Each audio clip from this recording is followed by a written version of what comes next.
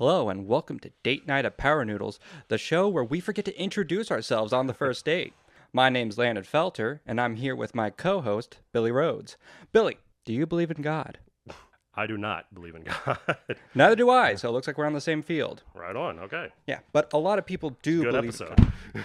Yeah, but a lot of people do believe in God, and this belief does extend into works of fiction, both fantasy and sci-fi. And that's what we will be discussing here today, is the different religions, both real put into fictional works, as well as religions made up for fictional works. Now, I'm going to try to be as respectful as I can in reference to people's religious beliefs. Well, real religions only really come up in Cyberpunk, mostly. Yeah. Or in Cyberpunk 2077. Fallout, it's like obviously the Church of Adam and more, fictional religions. So, Yeah. I mean, there is a bit of Christianity within Fallout, They do talk about the Church of Latter-day Saints in Fallout New Vegas, which I wasn't really going to touch on. And there is a Catholic church in Rivet City in Fallout 3. Is there? Oh, yeah. I even made sure to write it down a bit about it. And it's specifically Catholic? It is specifically Catholic. Oh, They are interesting. I didn't realize that. I just probably assumed it was another, because I think there is like a non-denominational church in Megaton, maybe? Or was that in Diamond City? That's in Diamond City. That's in Diamond City. You're thinking of like All Faiths Chapel in Diamond City. That's probably what I'm thinking of. Yeah, but Megaton's Catholic church, I believe they're Catholic because they do have priests, and the priests aren't allowed to marry, and I do believe it is directly Catholic. I did a bit of research, but I didn't write down too much. Sounds Catholic to me. Yep, and they are named after a saint, Saint Monica. That is the name of the church, and she was born to two ghoul parents. Now, the fact that she was conceived at all is considered a miracle to them, but even further than that, according to St. Monica's, she wasn't born as a ghoul. She was born as a perfectly healthy human person. Yeah. And then she has like a whole trial and tribulation throughout her life. She was... I would imagine. Yeah. She became a slave. Her first son was taken away from her by slavers, but she preached the word of God all throughout her time as a slave. And eventually, one of her raider captives had a change of heart and helped free her into the wasteland. And for 4 years, she looked for her son. When she found him, she had discovered that he had turned the tables on his captors, but was now also a slaver himself. He captured her to make her a slave because he blamed her for like the pain in his early life. And each time he would find some new devious way to torture her. And each... This is awful. Yeah.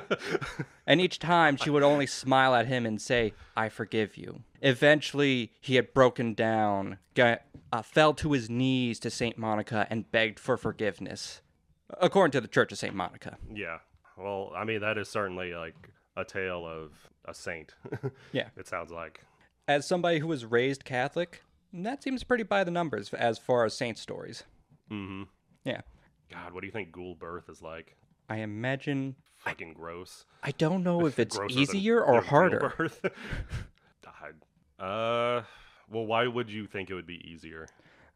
Nerve endings are dead. Less pain. Higher pain tolerance. But then again, I don't think any birth is easy. No. From what I understand, they're all pretty... I mean, not traumatic isn't the right word, but there's a lot going on with the process of birth. So when do they ever say like when that saint, like when did that happen? I don't think they ever have a specific date for that one. Well, that's certainly interesting. So maybe I've never even been to this church in the game. Are there like pictures of her, or like what does the church look like? I mean, I assume it's just a carved out bulkhead on an old battleship, right? Yeah, that's pretty much it. There are pews in it, and like an altar and everything, but other than that, it looks like the rest of the ship. Ah, okay. Unless you're looking for it, like everything else in Rivet City, you're not going to find it. Yeah, I did not care for Rivet City, so I tried to avoid going there because I would get lost all the time. Yeah, that's fair. I mean, the only useful part you have to go to is the shop, which is right in front of you as you go in the front door. That's probably as far as I went. Or well, there was a quest where like you have to go into the half of it that's broken off and like underwater. I Yeah, did that too. I yeah, the hated it. replicated man. Oh yeah, okay, that's probably why I was there then in the first place. Yeah, I mean, it wasn't great, but you get the Harkins to remember who he was and also get rid of Zimmer. Well, the quest was fine. I just didn't want to go underwater because you get constant radiation. Yeah, it's not great. And you're with Mirelurks in a closed off area. Yeah, those are. I usually never play a character that's good at fighting Mirelurks. I mean, I did, but that's because I found like a combat shotgun really early in the game, and I was like, I'm Okay. going to focus my whole build on this thing. Well, that's a good one. Yeah.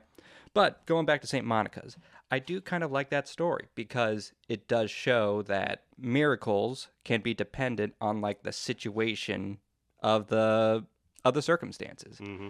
Like somebody being born to two people isn't necessarily a miracle on its own, but two ghouls, that it makes it a miracle. Being born healthy to two ghouls, an even more exceptional miracle. Well, some would say every birth is a miracle, Landon. Well, mine wasn't. It does sound like that sounds like a legit like story of someone achieving sainthood if the Fallout universe was real and And if that story was ghouls. real in the Fallout universe. Yeah, and like ghouls were a thing and radiation poisoning worked like that in real life. And I mean there's a lot of variables, but Yeah. it does sound like it would be real. It does sound like it'd be a real story of a saint, at least. Mm-hmm. Like if you just swap out ghouls and use like leprosy. That's probably a story somewhere that might be similar. Yeah, it might very well be. Or you can just straight up say that these people were diagnosed infertile by doctors, and then they had a baby despite it all. Because that's supposed to be unusual by itself, right? Like ghouls, I don't really know. I just always presumed they're sterile. Yeah, I always Because how could they not be? I always thought that as well. I don't think there's been anything to say that they aren't, but I don't think there's been anything to say specifically that they are either. Yeah, but well, I guess if they, well, I mean that's why it's a miracle, right? Yeah, Okay, so yeah, but the Catholic Church in Fallout, like the full organization, I don't think exists anymore. I believe the Pope was nuked back in 2077 along with everyone else. uh, yeah, maybe. Yeah. I mean, I assume the Pope would have been in Vatican City, Yeah. which I it something could have happened. I don't know why. Like that would like if someone were to nuke Vatican City in real life, that would be looked down upon very heavily. Yeah. Well, maybe Like not. I don't think it would have been a target, but anything could happen really. Yeah. Even like if you just nuked around it, like the fallout alone could kill everybody in the city. Well, yeah, yeah, there's that, and also like if everything else is dead but Vatican City, then that just means Vatican City will die later. Yeah. Moving on from an established religion, let's talk more so about a religion made up specifically for the Fallout universe. Hmm. The Church of the Children of Adam, as it's fully called. Sometimes shortened to the Church of Adam, the Children of Adam, referred to as Adamites or Rat Eaters if you're feeling nasty. I don't think I've ever paid attention to. I don't think I've ever heard rat eaters before. I think it's said a total of twice, Okay, that's and probably both times why. are in Far Harbor. Oh, okay. I've not played Far Harbor because I don't want my current playthrough because I want to wait till the end of my Fallout 4 to play the DLC, but I don't want it to end because I mean I've done it a couple of times and it always ends up with just awful destruction and I don't want to do that Yeah. I mean, it kind of doesn't matter how Fallout 4 ends. in regards to the DLC. No, in regards to how much destruction it costs. Oh, Although- yeah, but it's just like like I disagree with the Institute, but also like I don't want to just have now a big radioactive hole in the ground. Yeah. And it's huge. Like that like you really do blow up the entirety of the Institute. Mm-hmm. So Oh, I yeah. haven't committed to doing that quite yet. But the Children of Adam. Formed originally in Megaton, and I also did a quick search on like the wiki beforehand. Side note, almost all of my sources are the wiki. Okay, that's Yeah. fine. Well, I just wanted to make everyone aware who's listening in. But according to the wiki, it was started in Megaton. Okay. And nearly every offshoot we see in Fallout 4 was like some sort of like excursion by this group. So, Now, so the Church of Adam, that wasn't in 1 or 2. that was not That in 1 that or 2. was something that Bethesda added. That was something from Okay. Bethesda. But just like most religions, it had a few schisms along the way. That's how we get like the more violent factions of the Children of Adam versus who's in Megaton. Yeah. Ugh. And they have their whole belief system totally focused around radiation, the atom bomb, and spreading this glorious gift to everyone. Sometimes only the willing, a lot of times not. Well, like even if in Fallout, even if you're not associated with the church, I feel like you're gonna get the gift of Adam regardless at some point or another. Adam's love truly is everywhere. It, All that's not encompassing. false. I don't disagree with that. It truly is. I can't even eat a can of cram without getting like 2 rad damage. Yeah. It is in the air you breathe, the water you drink, in your fellow man. Adam's Maybe love. not necessarily in the water, since depending on what the canon ending of Fallout 3 is, Yeah. could be clean. It could be clean, but a lot of places still aren't. Oh yeah, that's true. Yeah. I mean, all the water around Jefferson Memorial is. It's been purged of Adam's love, and for that, the non-believers must also be purged. Yeah, and and that's where that gets dangerous, I think. Yeah. That's, whenever they get to the more violent side of things, or, like, you haven't played the Broken Steel DLC, have you? I've not, but I know about quite a lot of its story. Well, there is a side quest that becomes available afterwards, after the Brotherhood of Steel are passing around water and everything. A small, like, offshoot of the Church of Adam has been buying the water from the Brotherhood of Steel, Oh yeah, I'm aware of that. re-irradiating it, and giving it to people again. Yeah, I'm aware of that because there's a couple of ways to finish that quest. I mean, if you just kill everybody, that's always a solution in these types of games. But you can also do the opposite, or you could just ignore it. Yeah. This was like something I was really proud of as a kid. Like whenever I talked to like the High Inquisitor and I was like, I'm a messenger of Adam, and he tells me to tell you to stop this. The Inquisitor was like, you're not a messenger of Adam. You would be glowing with radiation if you were a messenger from Adam. And like, oh, was that a hint? Young me thought. So I got myself to near fatal radiation. And yeah, it turns out that was the key to like convincing them to stop. Oh, so it worked. Yeah, it worked. Oh, okay, cool. That's Proud little 10-year-old me was like, I figured it out. 10 years old 10 years old. when you played Fallout 3. Yeah, it came out in 2008. Oh my god, I was already out of high school. Because Fallout 3 came out in 2007, right?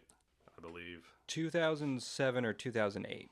Yeah, I guess. Well, yeah, I guess it would have to be 2008. Like I already had like a big boy job and lived by myself in my own apartment by that time. Dang. Getting drunk while I was playing Fallout. Those were the good times. Those were the good times. I'll be honest, not much has really changed, but they just start to be less good as you've done it for 2 decades. I mean, fair, I guess. Yeah, I remember being focused on Red Dead Redemption 2 of my tiny little CRT because my family didn't have flat screens at that time. And just it being the only thing I was dead set focused on. Well, yeah, I didn't have a flat screen for a very long time. Yeah. Like I played Morrowind on a TV that still had like the wood paneling on the side because that's what was considered that looked pretty when it was made, and a dial for a channel, like to select the channel. That must have been like a television from like the 80s? It was a pretty old TV, but it worked. God, if you get too close to that thing, you'll get rad poisoning in real life. Jesus. Yeah, I mean, it certainly didn't have like that 50s aesthetic where everything looked very funky and abstract. But I mean, that would have been really cool though. But Getting radiation poisoning or the funky aesthetic? the aesthetic of it. I mean, it was in color. Fuck, where were we? Children of Adam, but where were we in that? We were talking about the quest to that becomes available after the Brotherhood DLC. Right, right. With they're giving out irradiated aqua pura to spread Adam's love. Yes. But you can talk your way through that quest in order to understand that you can make that person understand that they are making a mistake with this, right? Uh-huh. Uh, Yeah. Uh, that is true. You can talk them out of this. But it does show that there is an escalation even this early into, like, the Fallout series from Bethesda.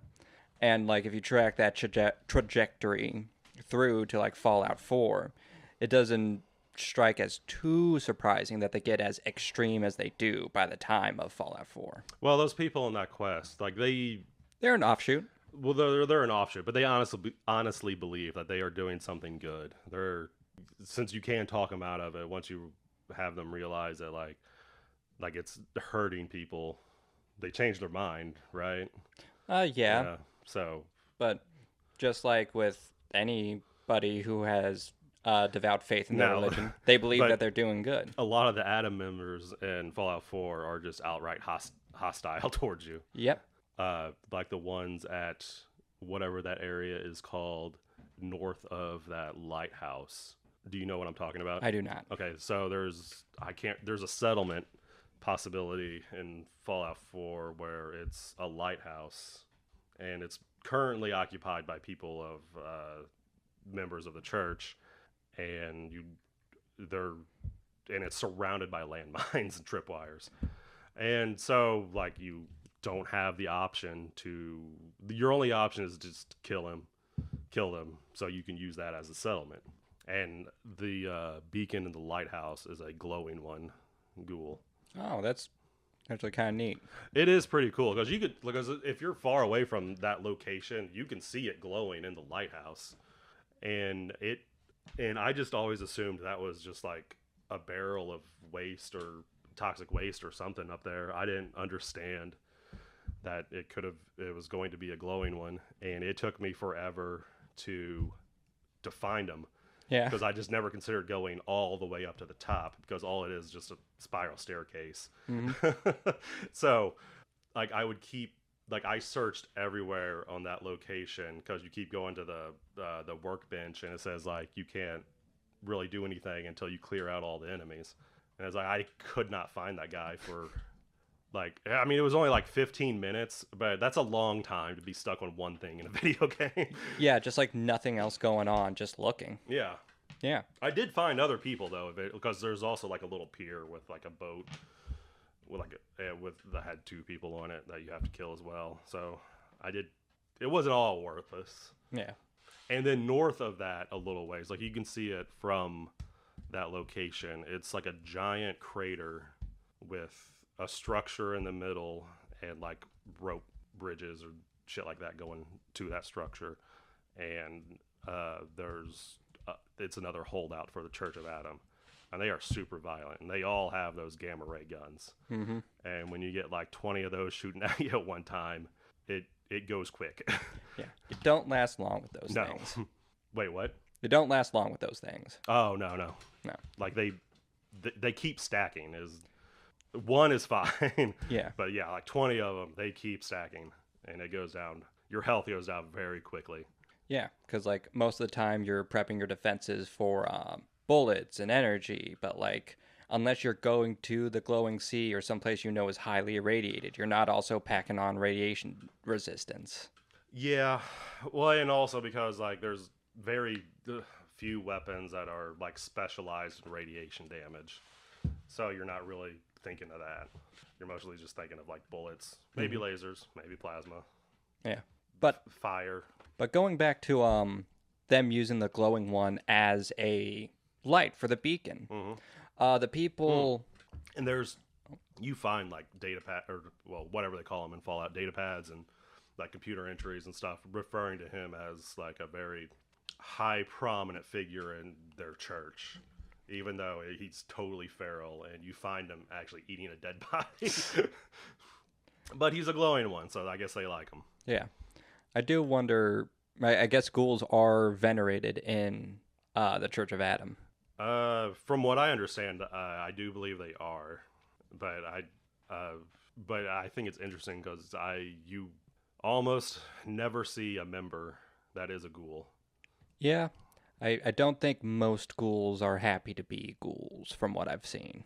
Yeah, there's probably examples of ghouls that are a member. There might be one at the in the glowing sea somewhere in that settlement. That you can actually make a member a ghoul. So if you blow up Megaton, in addition to Moira Brown getting ghoulified, Uh huh. a member of the Church of Adam also gets ghoulified. Oh, really? I Yeah. thought Mora was the only survivor. I think you might have to blow it up after the main game because more members show up after during like Project Steel or Oh, okay. Broken Steel.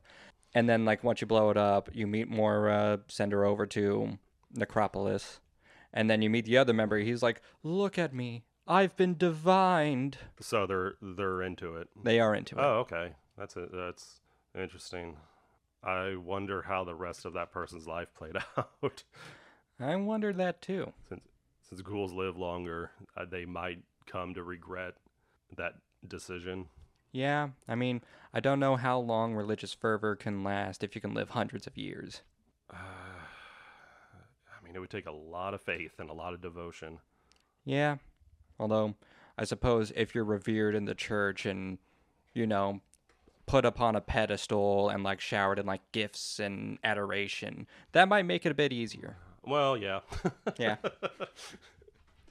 treated like a demigod amongst humans. I mean, they don't think of them like that high up, do they? I mean, Or I don't know. If you're something like going back to the glowing one, if you're a living creature that can exude radiation, yeah. like they may see you as like next to godliness. I could see it. Yeah, well, yeah, I guess it'd be pretty close. But going back to that glowing one, Mm-hmm.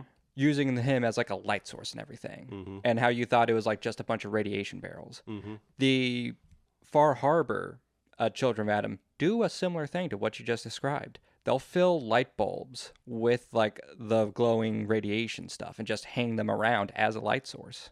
Oh, really? Yeah. So are you constantly getting rad damage while you walk around, Uh, or does the game just give that to you?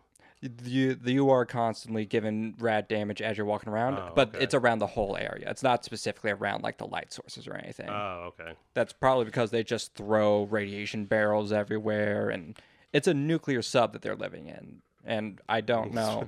The maintenance is probably lacking on that.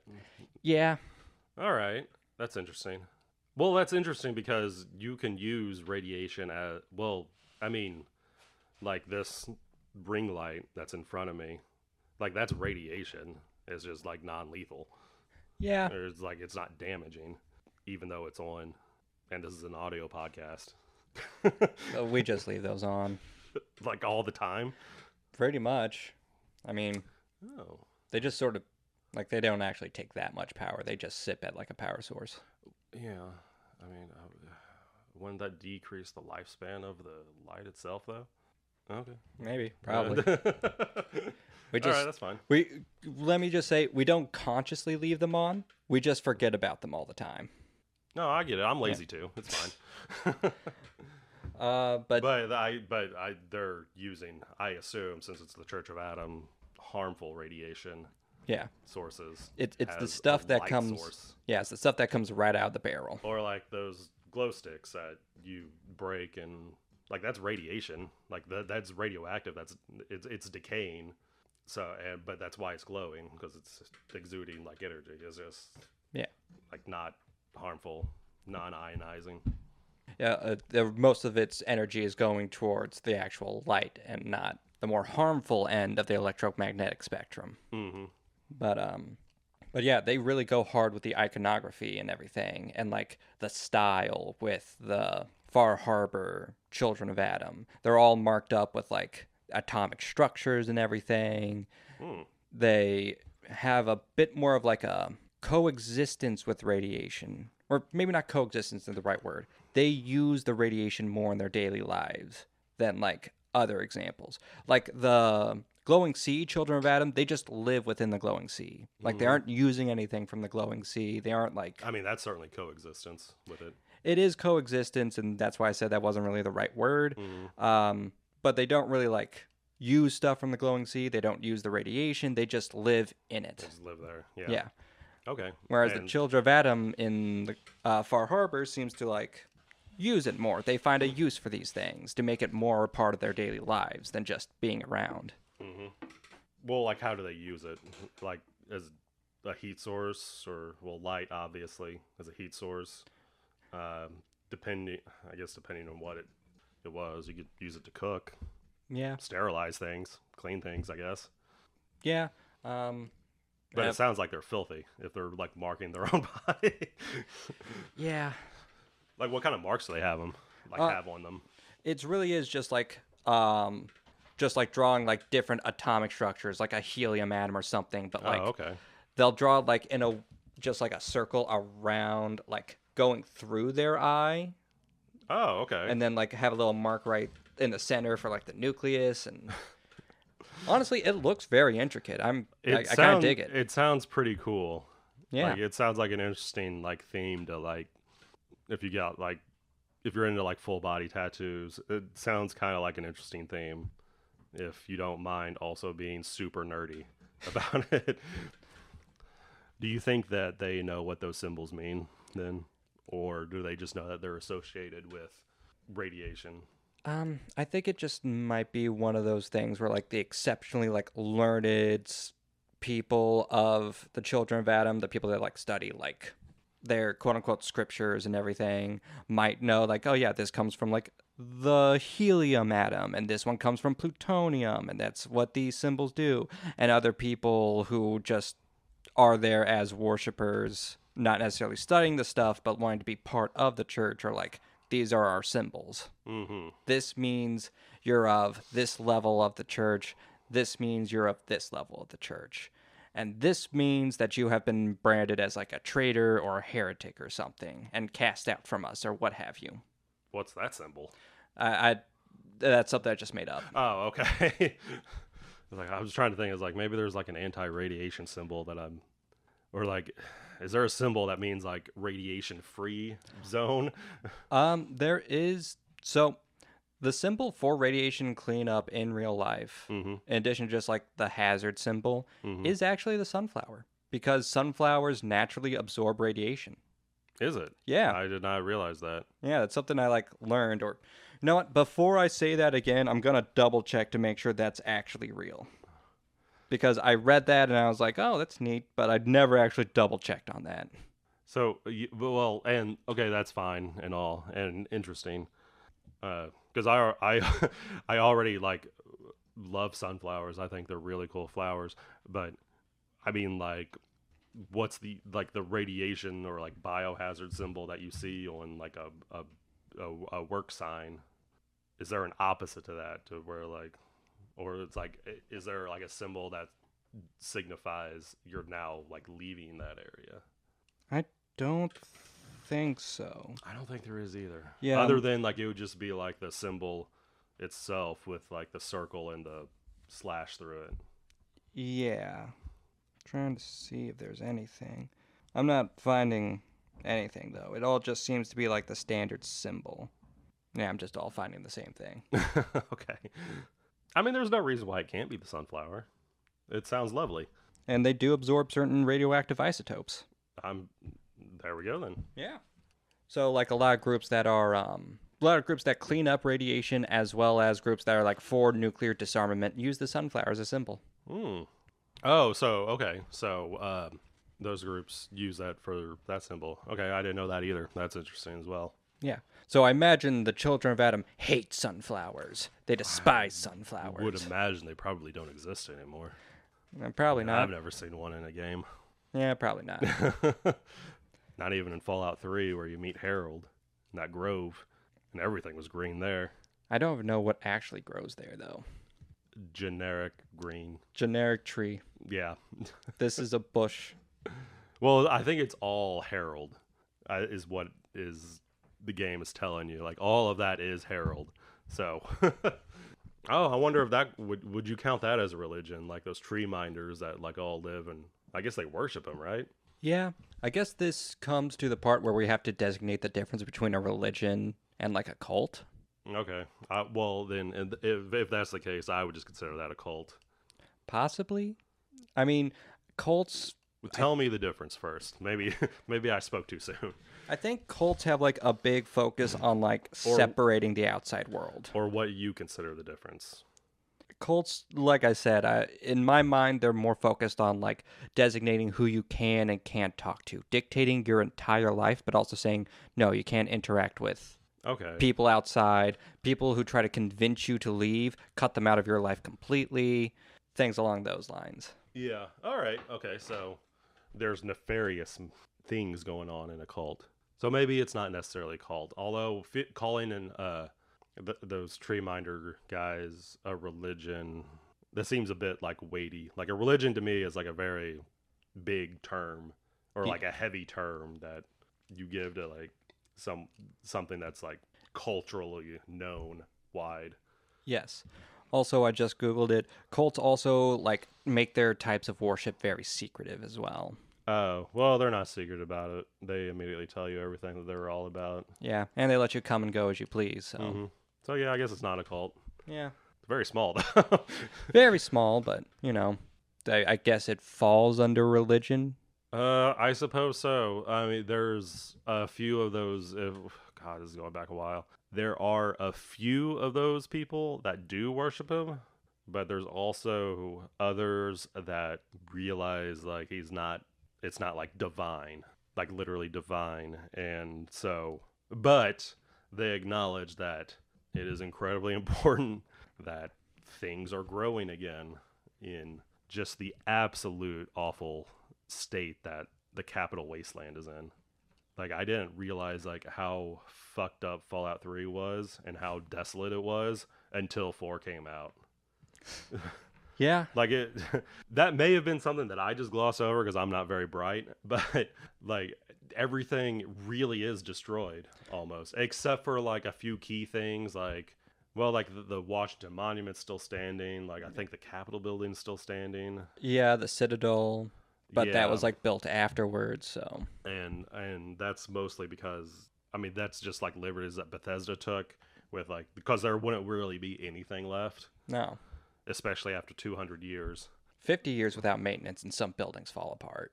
I mean, they all would, and not only that, but like vegetation would come back, Yeah, and it would take over, and again, but it's still like pretty desolate, like Fallout 3 is. they really went for post-apocalyptic as much as possible with Yeah, three. like they went pretty hard on it, Yeah, and I only realized that after I started playing 4, and it's like, wow, I mean, like there's still like some trees and some plumage yeah. around. Like things grow still. You can find wild mute fruit, wild corn.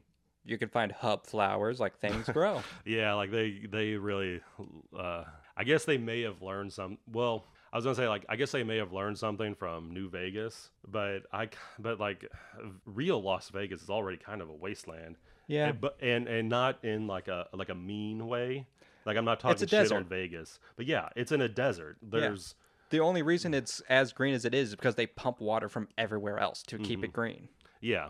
Like I love Vegas in real life. I think it's a fun like place to go and everything. But it is in the middle of a desert, and it only exists because some people build it. Yeah. But it's already also kind of a wasteland. So like with New Vegas, whenever it's a wasteland, it's a bit more of a natural wasteland. Yeah, that maybe. And also like wasteland's probably I mean the right term to use is desert, Yeah. not wasteland. But Desert it's might as well be wasteland. It looks like if you're not prepared to survive in a desert, it is going to be a wasteland. mm-hmm. Except for like the occasional cactus and snake. There's not much else there. Scorpions, I think, possibly. Were there anything else you wanted to touch on with the Children of Adam? Oh, did you read anything about the Fog Mother? I believe that's what that thing is called, or I the fog, or Adam's glow, or what is that what they called it? Or Adam's fog, mist, breath. I don't remember the Semen? specific. I don't specifically. Adam's seed flows into you. I don't remember the specifics for. I hate how gross that sounds, but that also sounds like something that they would add in the game. Yeah, probably.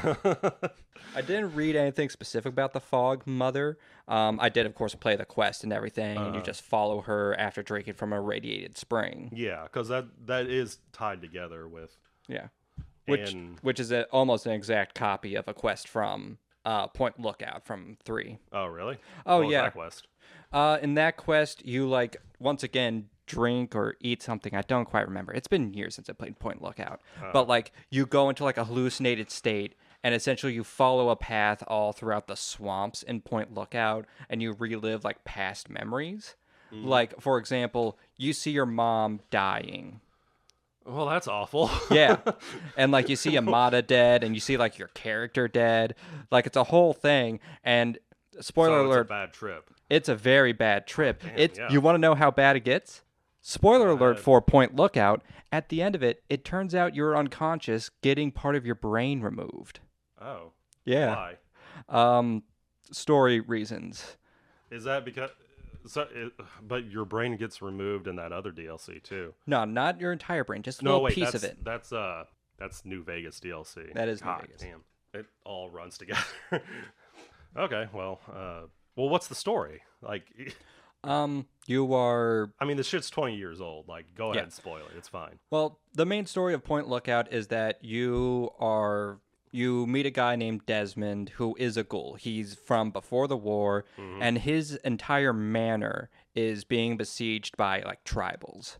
He tells you, "Oh yeah, the tribals are under the command of like my old rival from before the war.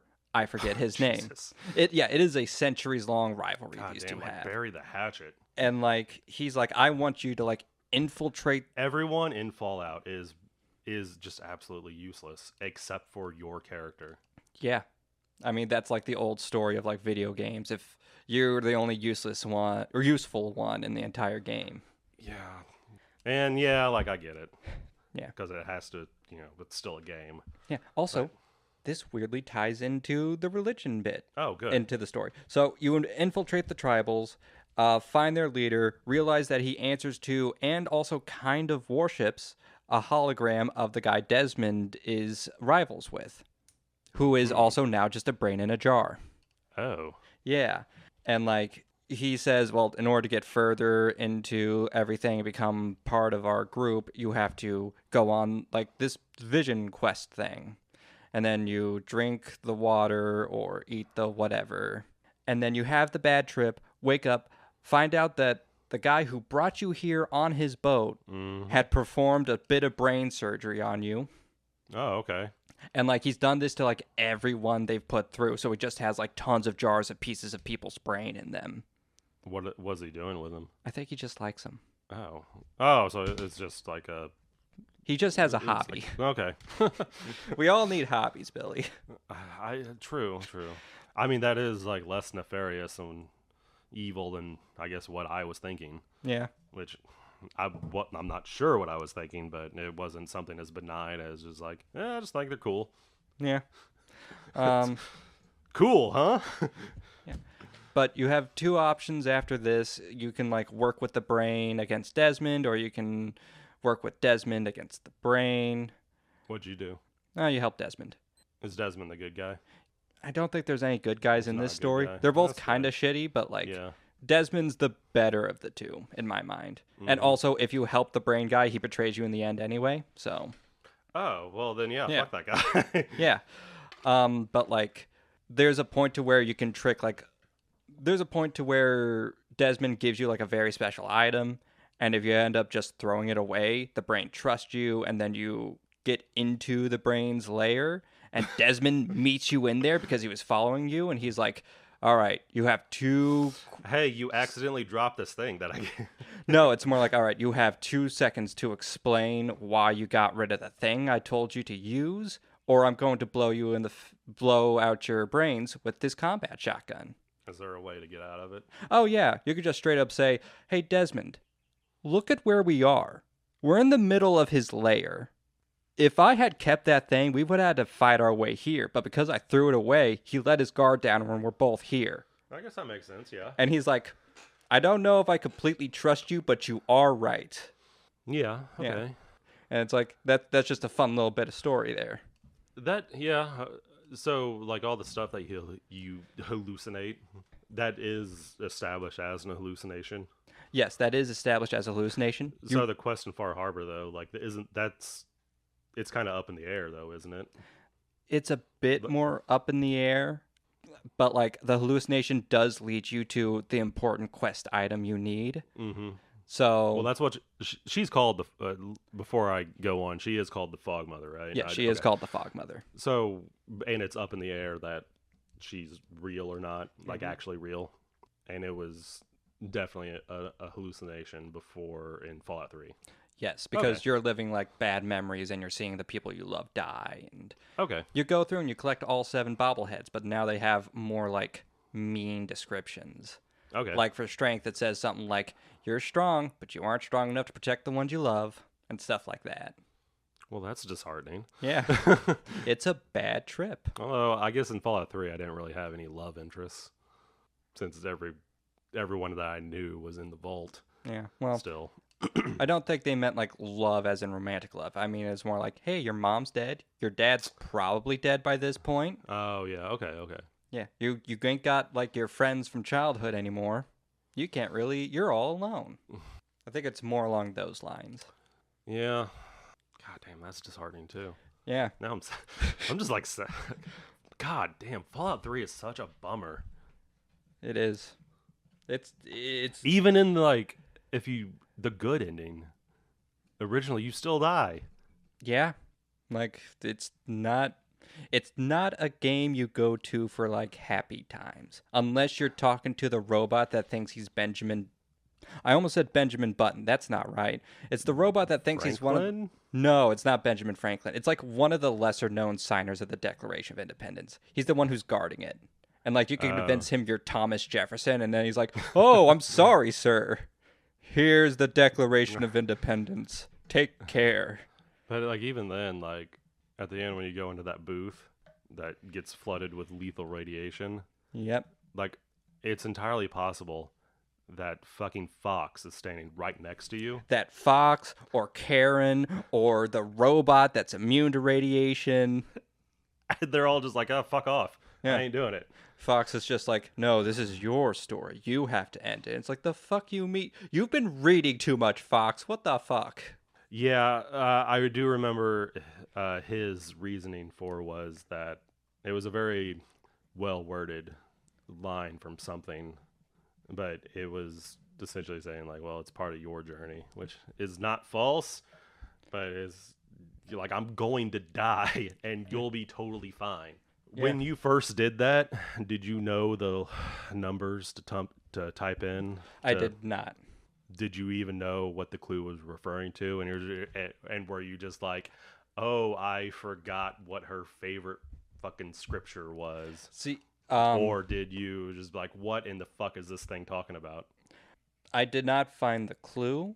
And like you didn't even find the clue, so you were just like fucked. I was fucked because like if you look around, there is like a voice recording that straight up says, yes, it's my wife's favorite Bible verse, Genesis 6:12 or something like that. Yeah, like, whatever. It straight up says the I think number it was for you. 3:12. I don't remember. But it's okay. See, like I remember finding something that said, yeah, it was like the verse, but it didn't say the number. Oh, I thought it said the number. It may have, but maybe I found a different one, or maybe I just don't remember seeing the number, because I immediately went back to like, that was like the first line in the fucking game. Yeah. It was Liam Neeson saying that. Like, I don't fucking know what it was. I'm not even religious in real life. How am I going to know what it was? Yeah. But yeah, I ended up getting that through a walkthrough. I was like, what is this line? I just looked it up. Mm-hmm. That's fair. Yeah. I did admire that like Bethesda did that though. It was like the first thing that was said in this game. I hope you're paying fucking attention. Yeah, I liked it. I liked how it was both a callback, but also like has the religious connotations, and it is like his wife's favorite Bible verse. So of Hmm. course it would be something he would tie to her, since she also died while working on the project and everything. Like, yeah, it all ties together. What's your favorite Bible verse? I'm trying to remember the name of that one verse from Ezekiel that was Okay. basically just slut shaming a woman. Oh God, that's your favorite? It's just it's just terrible. And I'm like, how did this get into somebody was really angry when they wrote down this one. Probably. Yeah. It Or they're just it was a very fucking specific. stick up their ass. But Yeah, it was very specific. It said like, may her lovers have the God, I can't even say it. I don't know if I could say it because we're putting this on YouTube. you can say it. It'll be fine. All right. Well, it basically said, may her lovers have the members of donkeys and the emissions of horses.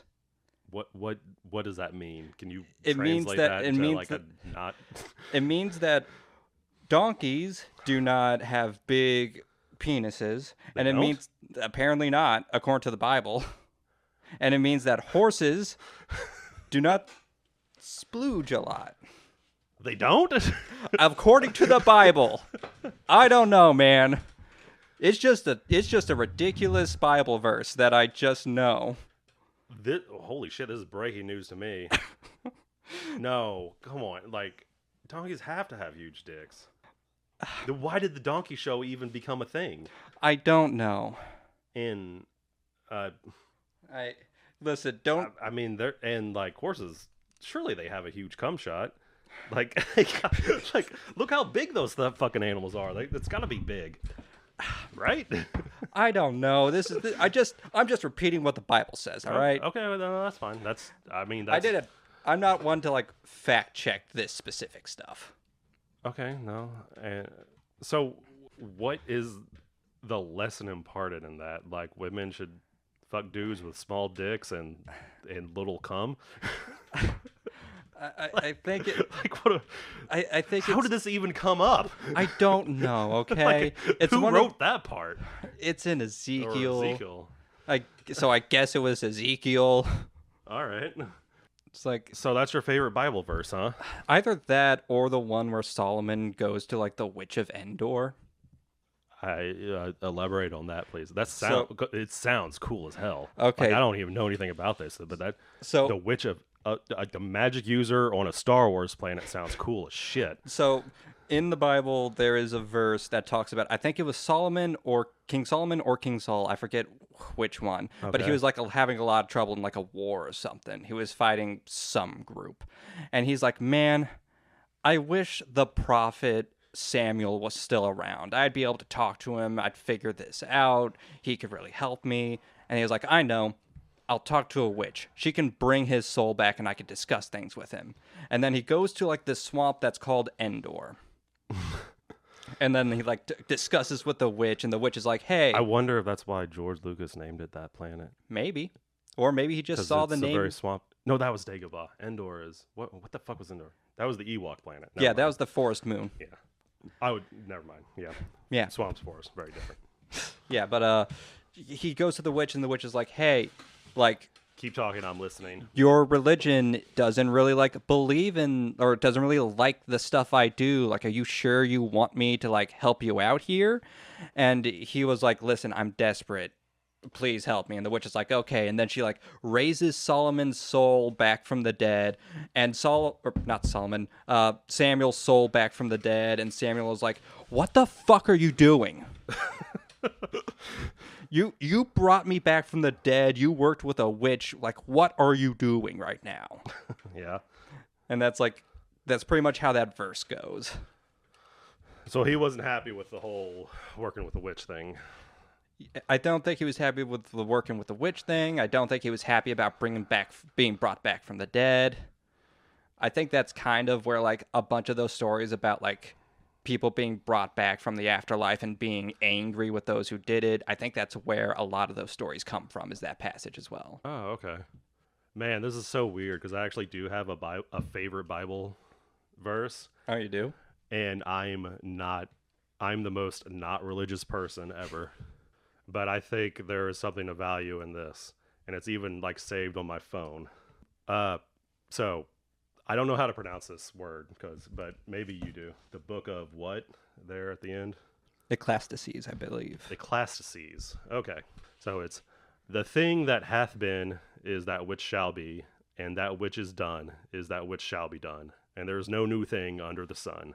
Now, I am not entirely sure of the context of this, but what I take from it is that life and existence in general is inherently very boring, and it is up to you as an individual to make yourself interested in it, which I find very difficult a lot of the times, because I also kind of feel like history certainly repeats itself, and I think that is an important lesson to learn. Yes.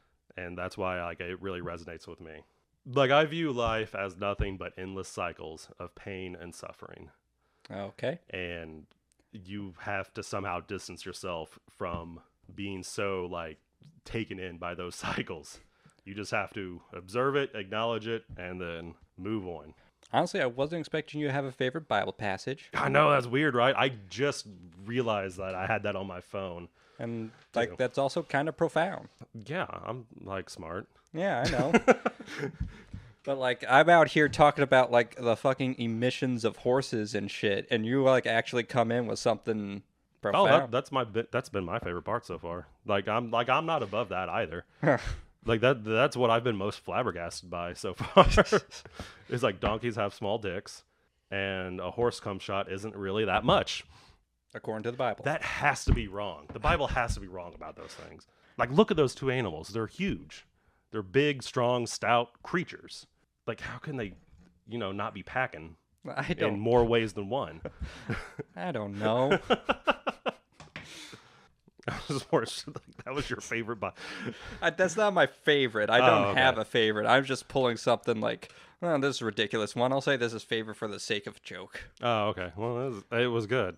Thank you. I could also pull out the one about like Jesus cursing a fig tree or something like that. Oh, yeah. You know that one? I mean, kinda. It's not like I read it anywhere, but I've heard that story before. It's like he was hungry or something, but the tree didn't have any figs growing on it. And so he did something, whatever powers that Jesus has, and it burst into flames or something to that effect. I don't know if it burst into or flames it was cursed to never bear fruit again, maybe. Probably that. But something like that, right? Yeah. Like he was just he was bummed that the tree didn't have any figs growing on it, which I can understand. I mean, figs are great fruit, and if you're hungry, it wasn't that there was another story where like Jesus got into an argument with someone and he filled his testicles with bees? I have not heard that one. Maybe I'm thinking of Candyman. Yeah, Candyman has a lot of bees, right? Yeah. Did he ever fill somebody's testicles with bees? Did I ever what? Did he ever fill anybody's testicles with bees? You've never seen Candyman? Or any of the movies? There's like 8 of them. Yeah. Yeah. Maybe I'm thinking of Candyman and not Jesus. So ignore that. So ignore that one. I often get the two confused myself. I mean, yeah. A lot of similarities. They're both misunderstood. Yeah. Kind of ends there. But so in the Fallout TV show, well, before that, I just want to say there's not really much more that can be said about that show that hasn't been said already. Yeah. I just want to say I thought it was really good and I loved it, and I can't wait to see season 2. And I'm completely in love with the main character. Yes. Like, she is so easy to fall in love with.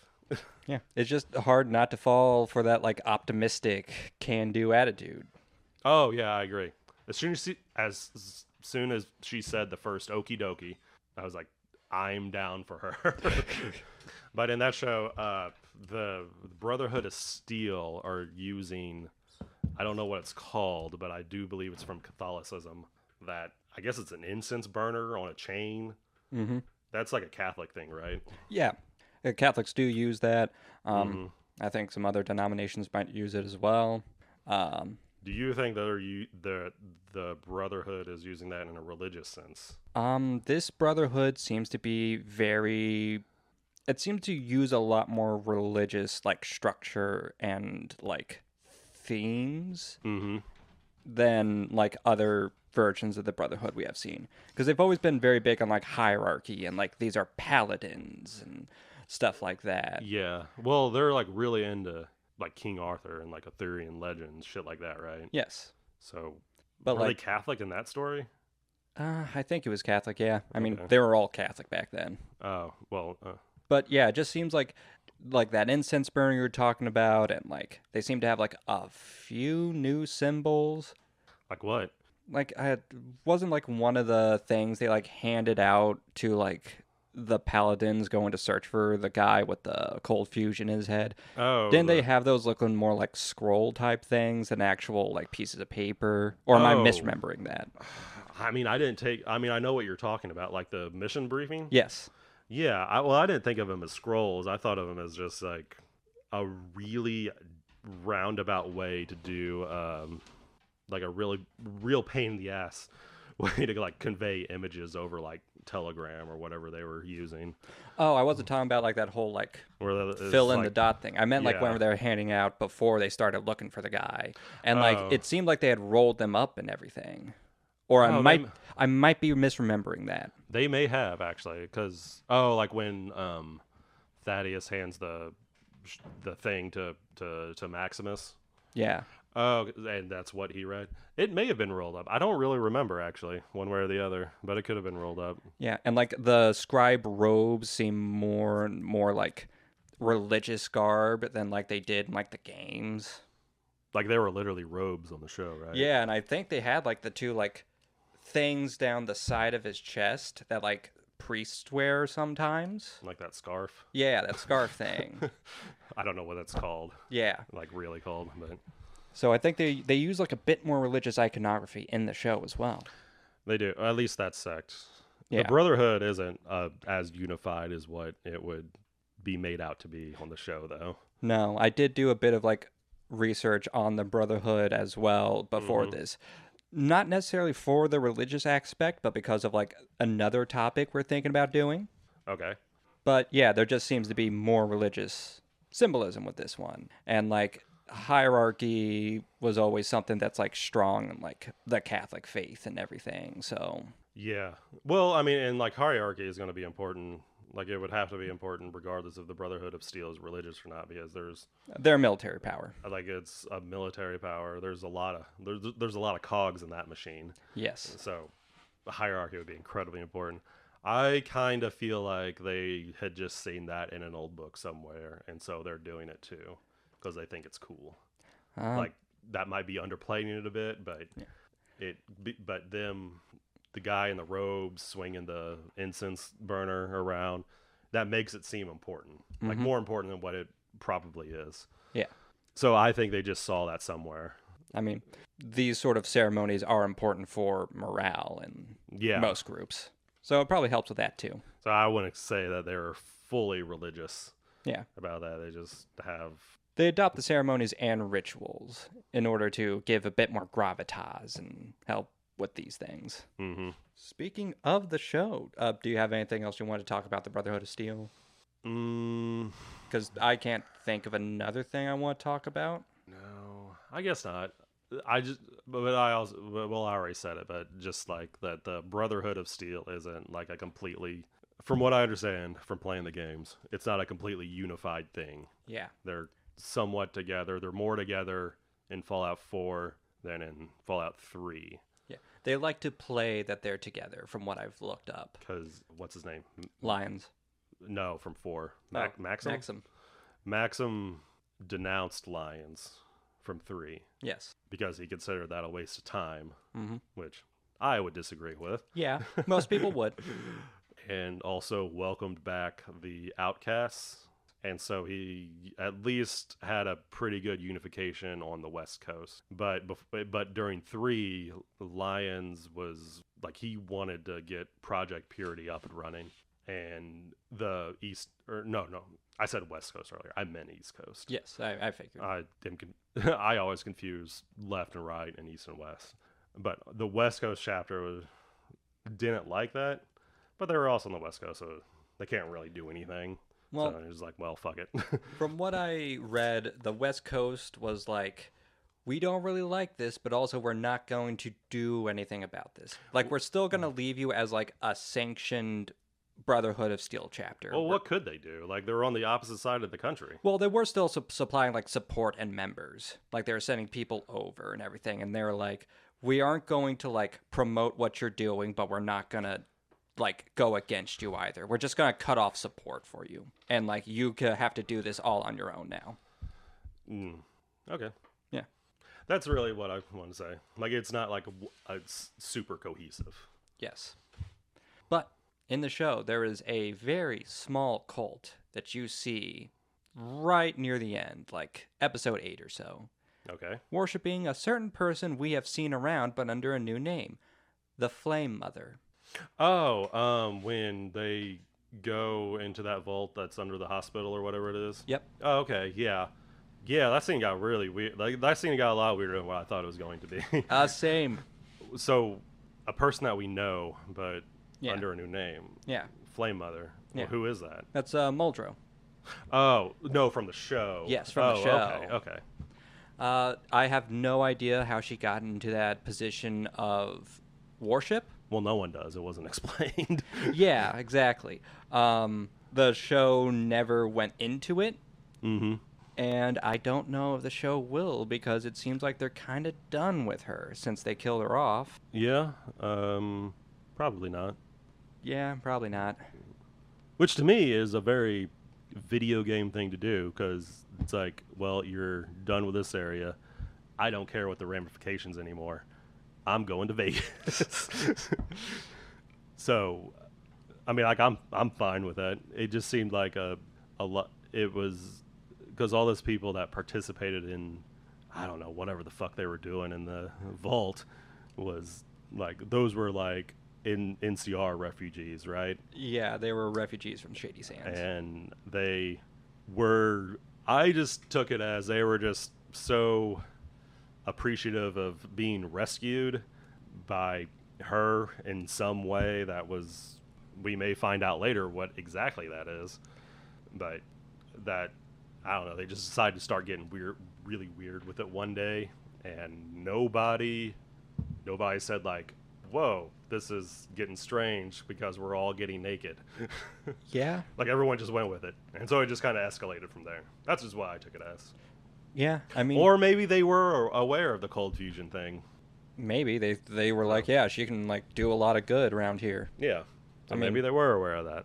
Yeah. Like, we know next to nothing about what they think of her as the Flame Mother. They may know that, like, she's been around since before the war, even. And just, like, people just don't pay it mind because they just think, oh, just a bunch of crazy religious kooks. And they're just, like, saying that their god has been around since before the bombs fell and everything. Yeah. I mean, I guess it'd be reason enough for me to join in. Like, if everyone else was doing it. Yeah. I mean, we know that, like, they all got saved, like, it's been, like, 20 years in the show since Shady Sands was bombed, right? I believe so. It's been around that. I don't know how old Lucy is. Yeah, but, like, So- Maxim, it happened when he was a young child, and he looks like he's in his early to mid-20s, thereabout. Well, the same thing with Lucy. Yeah. But she was alive because she was like, that was the motivation for it, or her being parental kidnapping was the motivation to bomb Shady Sands. Yes. So, like... So it, at least within, I mean, it has to be less than 30 years, I think. It has to be less than 30 Because years. I don't think those two characters are over 30. No way. But yeah, that means that religion, they're not secretive about it. That has to be like very young, and like all those people were a majority of those people were probably kids whenever it did happen. Probably, yeah. Yeah, so like somehow it sprung up from them along the way. Yeah, I mean, and that would make more sense if they were all kids, or if most of them were kids, because then if they're children, it'll just be somebody telling them to do that, and because kids don't know any better, because they don't know what life, they haven't figured out life yet. they'll just do it, and it'll be the most normal. Like because if everyone's doing it, it's the most normal thing in the world. Yeah. But like nobody in the vault was just politely like, "Hey, this is a little weird, guys." Well, the mutants there, Yeah. they it looked like a few of them watched, but there's like, it gets a little rough for me. Yeah. Maybe they were all just like, you know what, they went through like a traumatic experience. This is probably just an expression of trauma. There's not really. I certainly agree that it is an expression of trauma. Yeah. So they're probably thought the same thing, or just like, you know what, just let them do what they need to. It's not like they're hurting anyone or even themselves. So No, they're not. I could easily see them just being like politely being like, just let them do what they need to do. Let's see, was there any more religious iconography in the show or anything akin to that? No, but just as like a little bit of like thoughts for how the future's going to go, a part of me feels like we are going to meet a group of tribals similar to like in like Fallout 2 that worship Vault-Tec. Oh, okay. Why do they worship Vault-Tec? Because that's where like the original vault dweller from Fallout 1 had come from. Like they had worn like their Vault-Tec okay. vault suit there basically until the day they died. And Oh, like okay. they like saved everyone, and it's like, oh yeah, So it's not. Oh, wait, because you mean like the tribe you're just from? Like Yeah. your character? Oh, okay. yeah. I don't think The- we'll meet that tribe the- specifically because in Fallout 2 they were kind of wiped out. Yeah. But I think we'll meet another similar tribe or another similar situation where it's like, Vault-Tec was great, Vault-Tec was amazing. Oh, okay. I just thought you were thinking, or you were saying like something about like a group of tribals that were just like way overly into believing what Vault-Tec was doing, not necessarily. Well, I guess they would have to present it that way as a show or something similar. Something similar, or maybe the whole tribe found nothing but like Vault-Tec promotional materials and was just like, oh, these are the people that like saved humanity, and one day they will come and help rebuild everything. Like a, Yeah, that could be like that one episode of American Dad where they were on that magnet island. I have not seen that one. Oh. It's a pretty funny episode. It just doesn't. I don't think it has a lot of rewatchability, but the American Dad family get marooned on an island that has a lighthouse on it, and after a few days there, they all start forgetting everything that they know about like themselves, each other, humanity in general, and they're trying to figure it out again because for whatever reason the rocks around that island are magnetic, and it's like an example of that would be like when Stan, after he forgets everything, but he goes back into the lighthouse to show everybody what he found, was that like he holds one of the rocks up to his head and his eyes roll back in his head and his nose starts bleeding. Like, it's pretty funny, but and they base their entire like existence on that island from this old Peanut commercial that they found a VHS tape of, and that's the only thing that they can watch. That sounds like a funny episode of American Dad. It's pretty funny. I really like American Dad. Yeah, I used to watch it a lot back in the day whenever I would like fall asleep to watching TV, and like It is on late at night. Yeah, and like on Adult Swim it was like, yeah, American Dad, Family Guy. And B, yeah, that is almost exactly what I think is going to happen. Like there's just going to be like a group that finds nothing but Vault-Tec promotional material, and it's just like Vault-Tec. Yeah, and so they base their small society that they just created around gold top peanuts, or no, gold top, just gold top nuts, because it's like a mix. Not that that really matters to the story, but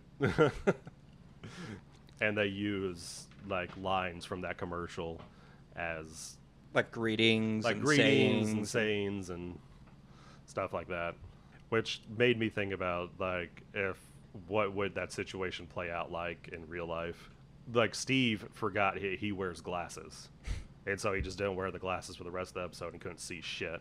He just thought like this is just how you see. Okay, dang.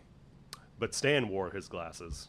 Oh, His reasoning was that, well, Steve sees everything very blurry, and so now, like with those glasses, Stan sees everything very blurry, and so now they are like each other.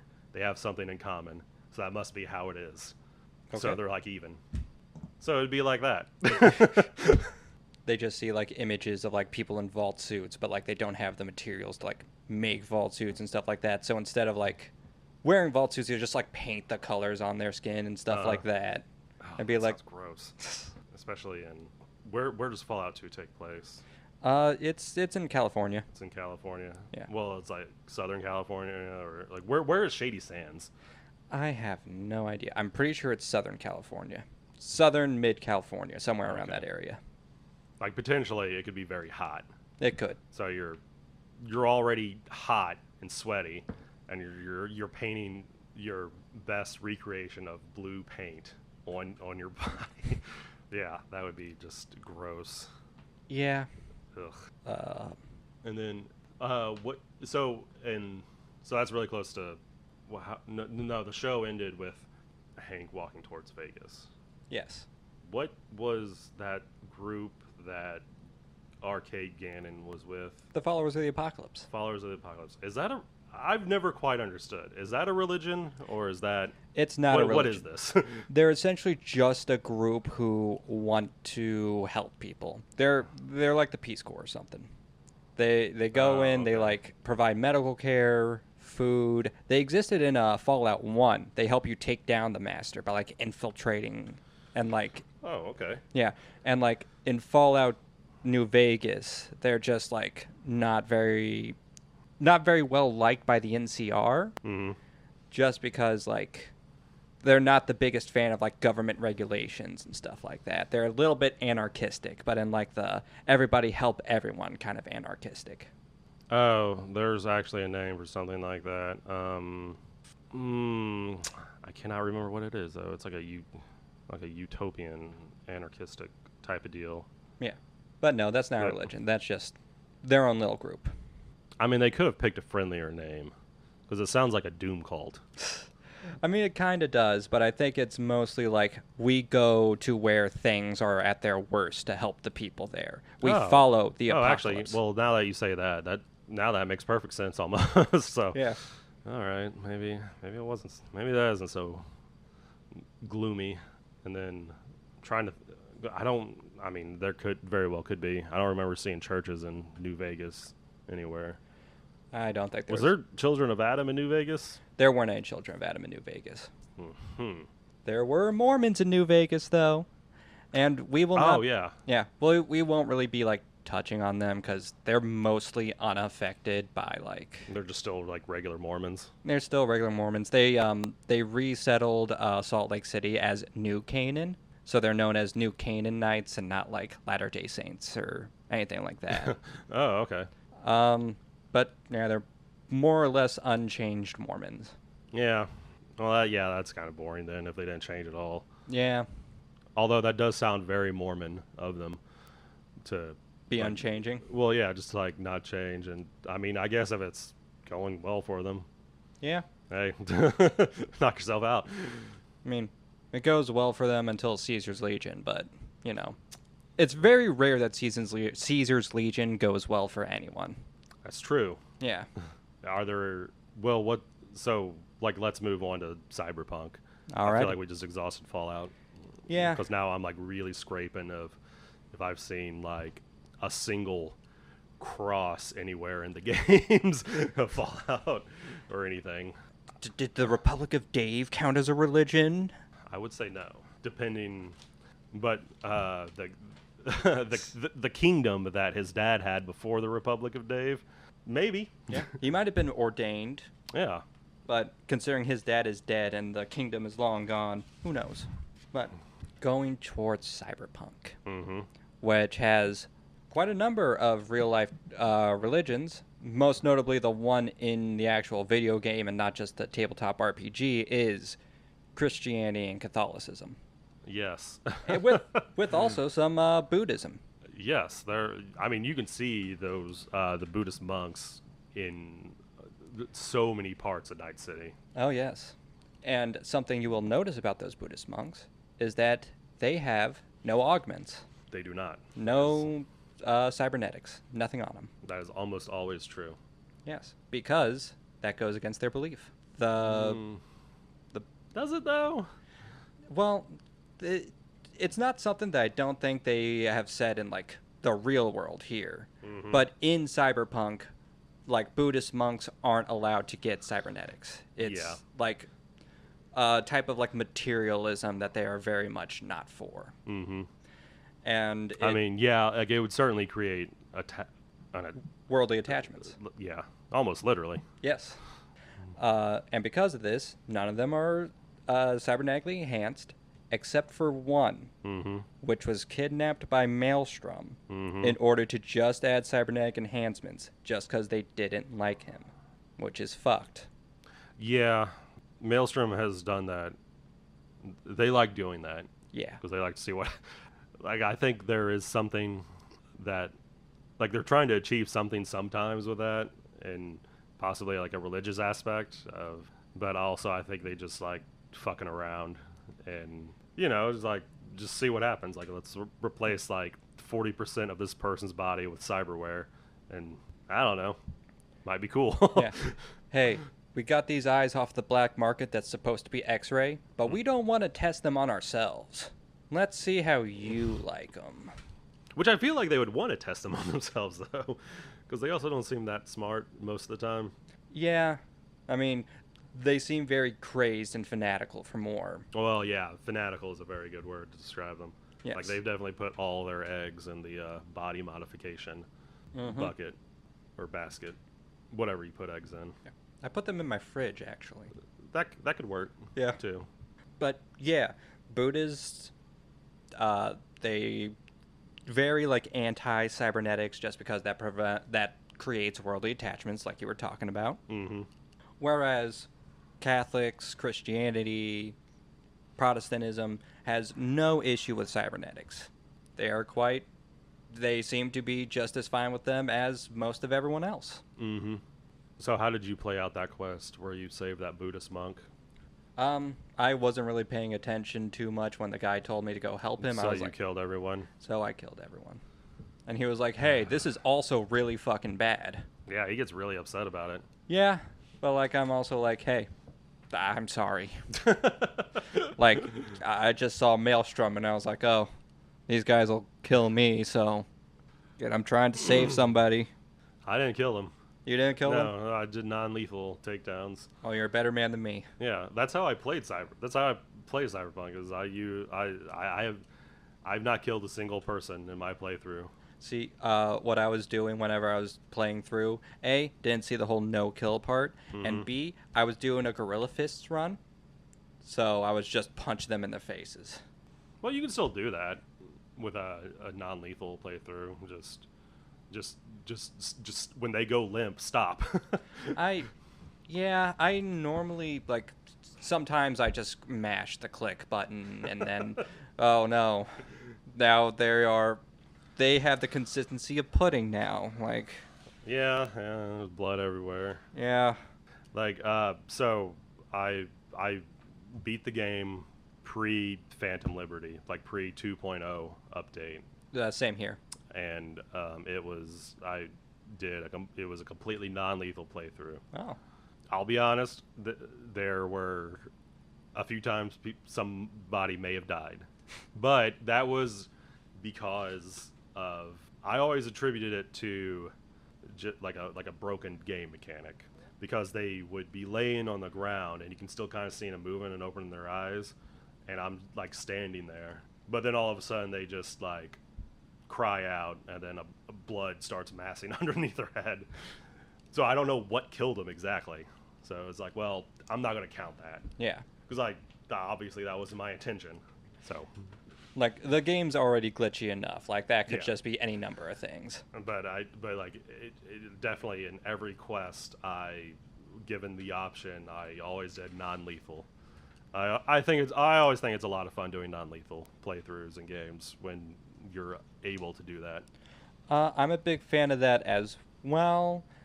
doing non-lethal, but like sometimes it's like you get pushed into a situation where you have to do lethal. Sometimes by like actual demands of the game. Like yeah, like the game designers set it up to where you can't do non-lethal with this. You have to do lethal, or it's gonna be 100 times harder, near impossible, and you're gonna be hitting your head against a brick wall. And other times it's just straight up like, oh, I this is too difficult to do non-lethal. I either A, have to leave and come back with a better option, Yeah. or B, I'm pulling out my gun and ending this. And like having to leave and come back happens a lot in my current playthrough. I'm replaying it again on the 2.0 update, which has been like hell trying to spec my character because they changed everything. I have not played 2.0. Like after I Oh. beat it once, I haven't touched it since. I've been meaning to. They changed like the leveling system, and so if you get the update and then relog into a previous character, like all your attribute points and like traits and all that stuff are refunded. And they explained to you it's like essentially it's like we redid all this shit, so just do it again. Yeah. Or start a new character. Yeah, we redid everything, so here's a free respec. Go nuts. Which I think is honestly probably the best way they could have done that. I gotta say, doing the tower ending, it was hard as shit. Non-lethal. Is that the one where you just go in by yourself with Johnny It's you and Johnny against and- all of Arasaka? Yeah, that was hard. It took me quite a few times to do that, I can imagine so. but at least none of my friends died. Yeah, well, except for maybe Johnny, depending upon what you did in the playthrough. Well, I don't know. No, he just went with alt. He didn't die. Yeah, And then now they just both live together forever. not really like live together. More like he becomes part of No, her. no, and there's no. a giant They're merging living together forever beyond the black wall. Beyond the black whatever wall. the fuck that means. But going back to There religion is- in Cyberpunk. Oh, glitching? Religion. Oh, religion. Yeah, there is someone you do have to kill. There is someone you do have to kill in a lovely little quest called Sinnerman. Yes. Now, if anybody listening to this has not played Cyberpunk, hasn't done the Sinnerman quest, and for some reason is listening to this podcast and doesn't want any spoilers, this is your last chance because this is a fantastic, awful, fantastic quest. Also, people of the Christian faith may find it very offensive as well. People of the Christian faith may also find it offensive. I was offended, and I'm not even a Christian. It's like, this is... Vile. Yes. Yes, vile is a good way to describe it. It's very upsetting. Yes. So, in the quest Sinnerman, Yeah. you are originally tasked with finding a man who is already on death row and helping somebody else get revenge by killing him. Mm-hmm. In that quest, the dude you're helping can be killed, and the death row inmate, whose name I'm sadly forgetting, says, wait, come with me.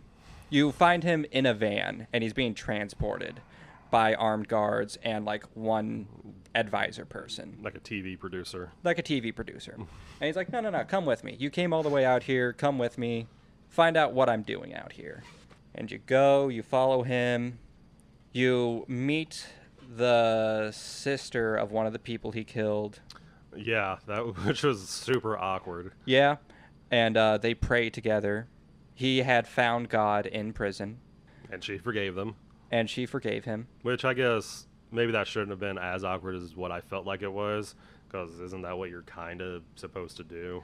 It's To awkward each that other. you're there, though. Oh, yeah. That is true. Yeah.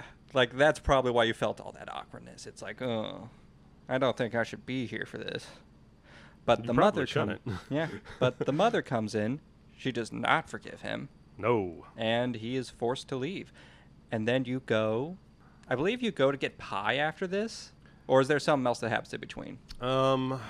Yeah, you go to like a diner or something to that effect. Yes. I don't know if it's specifically for pie. That doesn't ring any bells to me. I thought the place was named like Pie something. Oh, it may have been. Yeah. But that, I mean, I still just took it as just like a diner's name, like It's- the name of a diner. It's And just- it looked like they had a lot of other types of food. Yeah, it's like a diner Because cafeteria it looked like thing. everybody had like that generic very pixelated plate of hamburger steak. Yeah.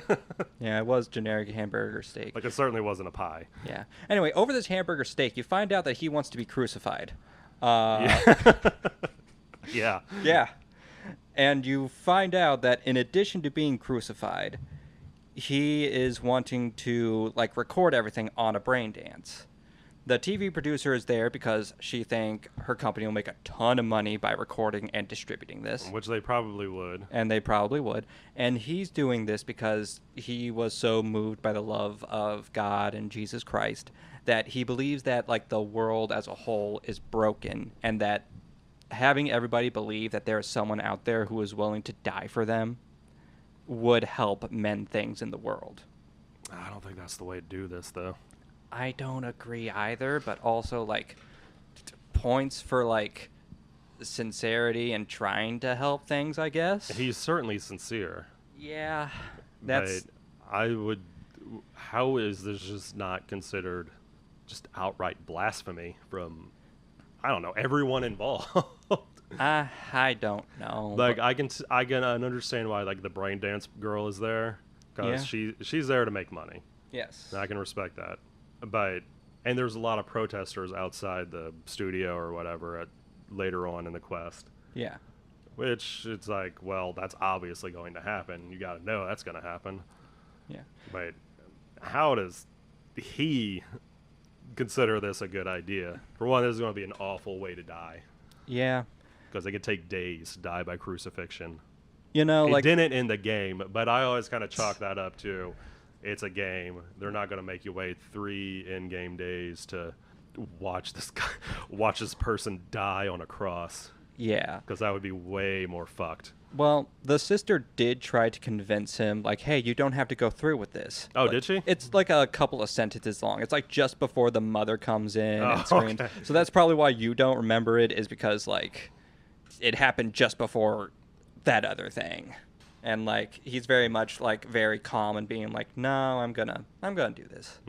Yeah. And, like... So there's at least one rational person in this. Yeah. But yeah, once you leave after the diner, he calls you, or like, no, the producer calls you and is just like, hey, we're here, we're doing this. He doesn't want to go through with it until you're here. And V's got to be like, well, fuck, I guess I got to go. And you go to the studio where they will perform the crucifixion. And he's like, here. No, wait a minute, hold on. You say you with the tone that you said crucifixion, you implied that meant like you were quoting it. Yeah. It's literally a crucifixion. Yeah, no, I tried to put like emphasis on like what this is. Oh, okay. This isn't just an execution. My friend. I don't want anyone to misunderstand. Yeah. Like he's literally like you are literally crucifying this person. Yeah, I was trying to put a lot of emphasis because, like I said, okay. my friend, when he told me about the quest, he was like, do it. All that I'll tell you like- is that there's an execution.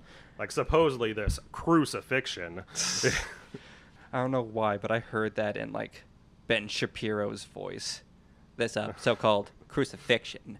There's an offensive joke in there somewhere, but I'm not going to say it. I I have more class than that. and I thank you for that. But you could probably know where you'd probably guess where I'd be going with that. Yeah. But anyway, in the quest, he like, I want you to do it. I want you to be the person to like nail the nails into. And his voice is way more high pitched than mine. Yeah.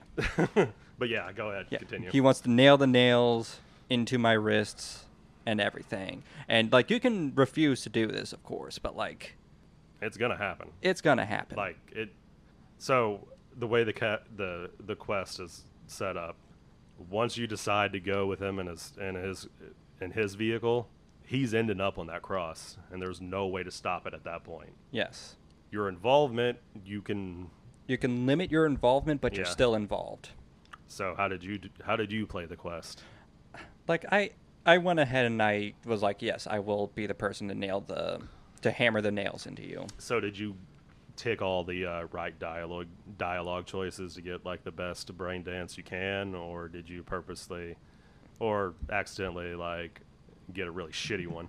I think I got like the best brain dance possible because like at a certain point I realized, oh, this guy's going through with it no matter what. So the least I can do is comfort him, Mm-hmm. like give him like reassurances because like I can't stop this. It's already in motion and like the way everything's playing out and set up and everything, I can tell like the developers are also trying to portray like, yeah, this is going to happen no matter what. And it's like, all right, I'm going to just try to comfort him.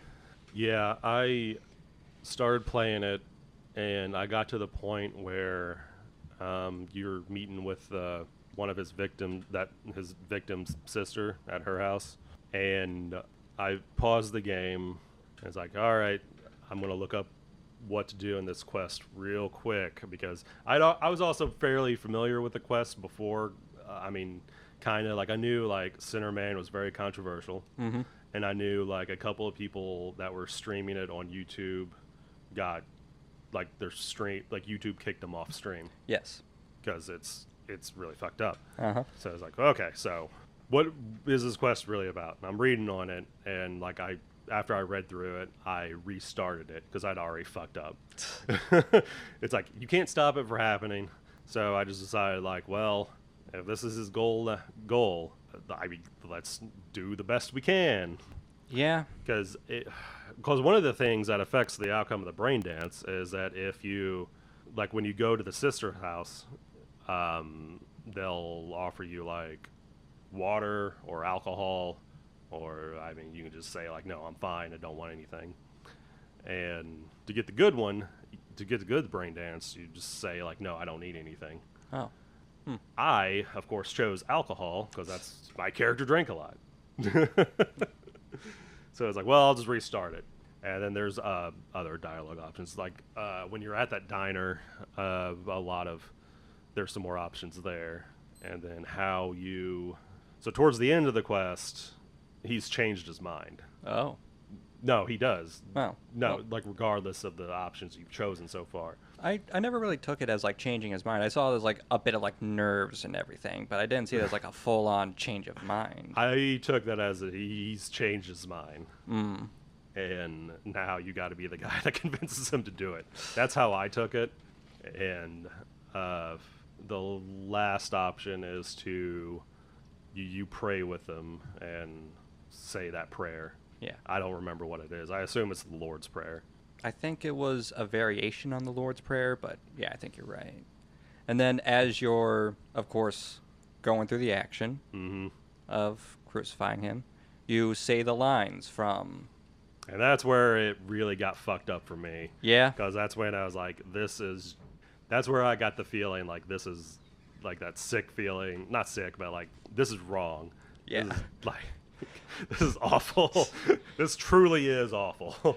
Yeah. Like as you're hammering in the nails and saying what those lines are, whatever they were. I remember... God, that was awful. Yeah, I remember him talking about it with like the producer when deciding from what gospel they were going to choose the lines from and everything. And I think he had said something like, Luke is too vulgar. We need to use Matthew or something like that. Okay. So, That was too vulgar. too vulgar. Or rather, I think he was like one of those is just vulgar all throughout. We need to stick to this one specifically. Oh. Yeah. Yeah. God, that was just fucked. It was. Like, do you think there's value in in crucifying someone? I mean, Like in the sense that he did it for. Is there value in that? Religious value? religious value, personally, no, but also if one person connects with that thing that you've done and finds Jesus, then maybe he'd find value in that himself. I don't think there is.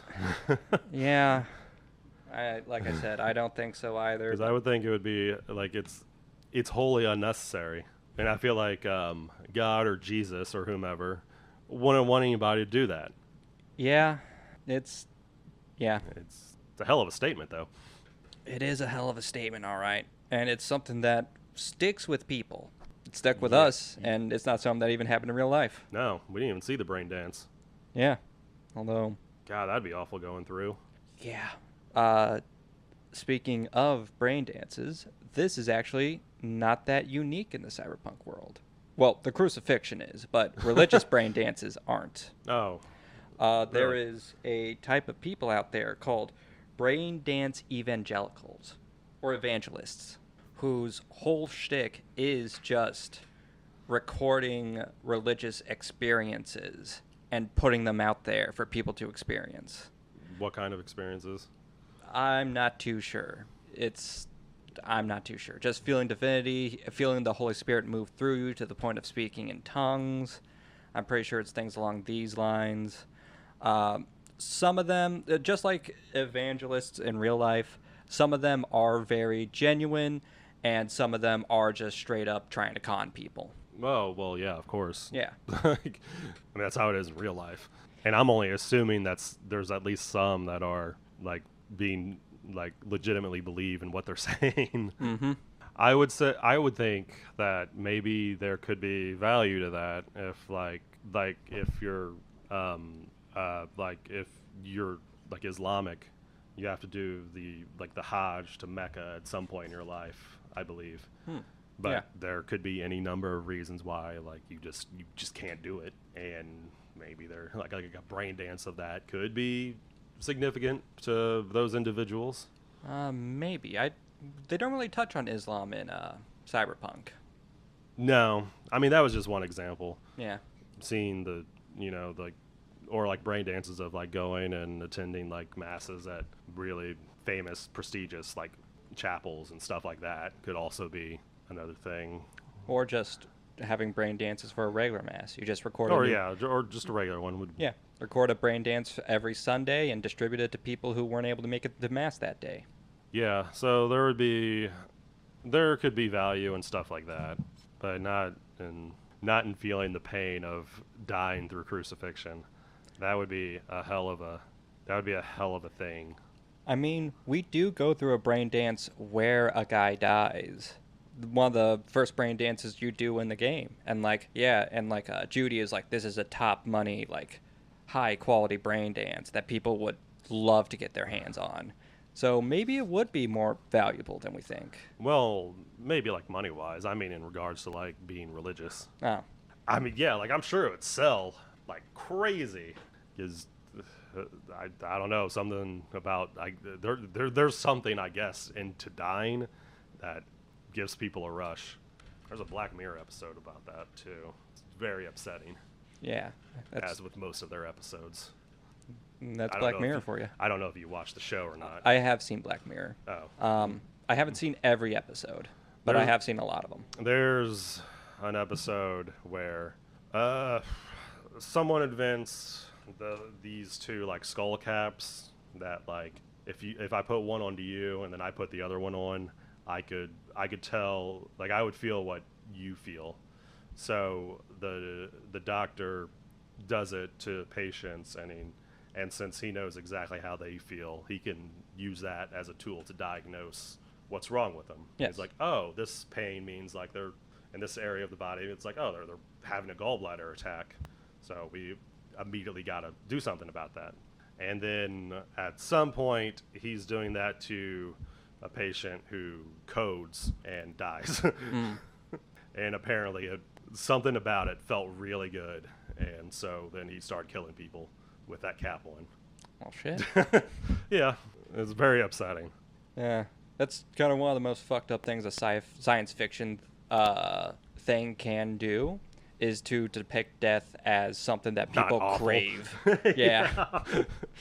Yeah, there's usually nothing good about it. So another, I don't know if it certainly wouldn't count as a real religion, but those statues in Cyberpunk that are just littered around Night City, that are like the multi-armed person holding the katana, and it had a lot to do, I believe, with that hidden mystery thing, like that FFBB88 thing. Do you know what I'm talking about? I have no idea what you're talking about. So, man, all right.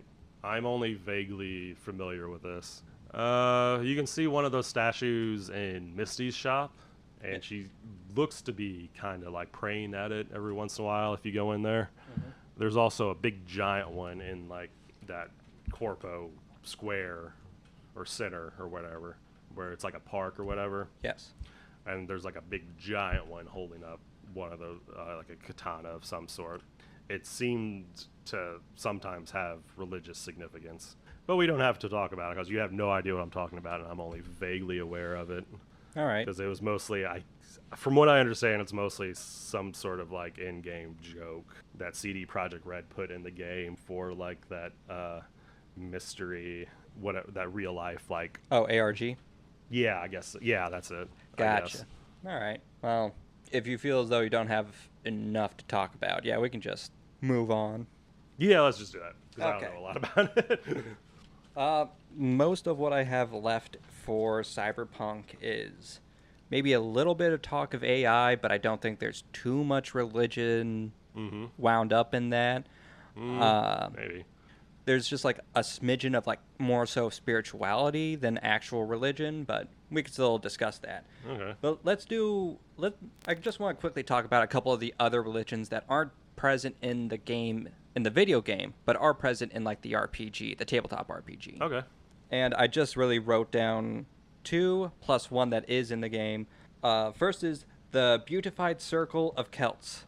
Essentially, it is a get back to nature kind of people. They like run off to the woods and they live amongst like the trees and shit. So the Celtic Druids came back?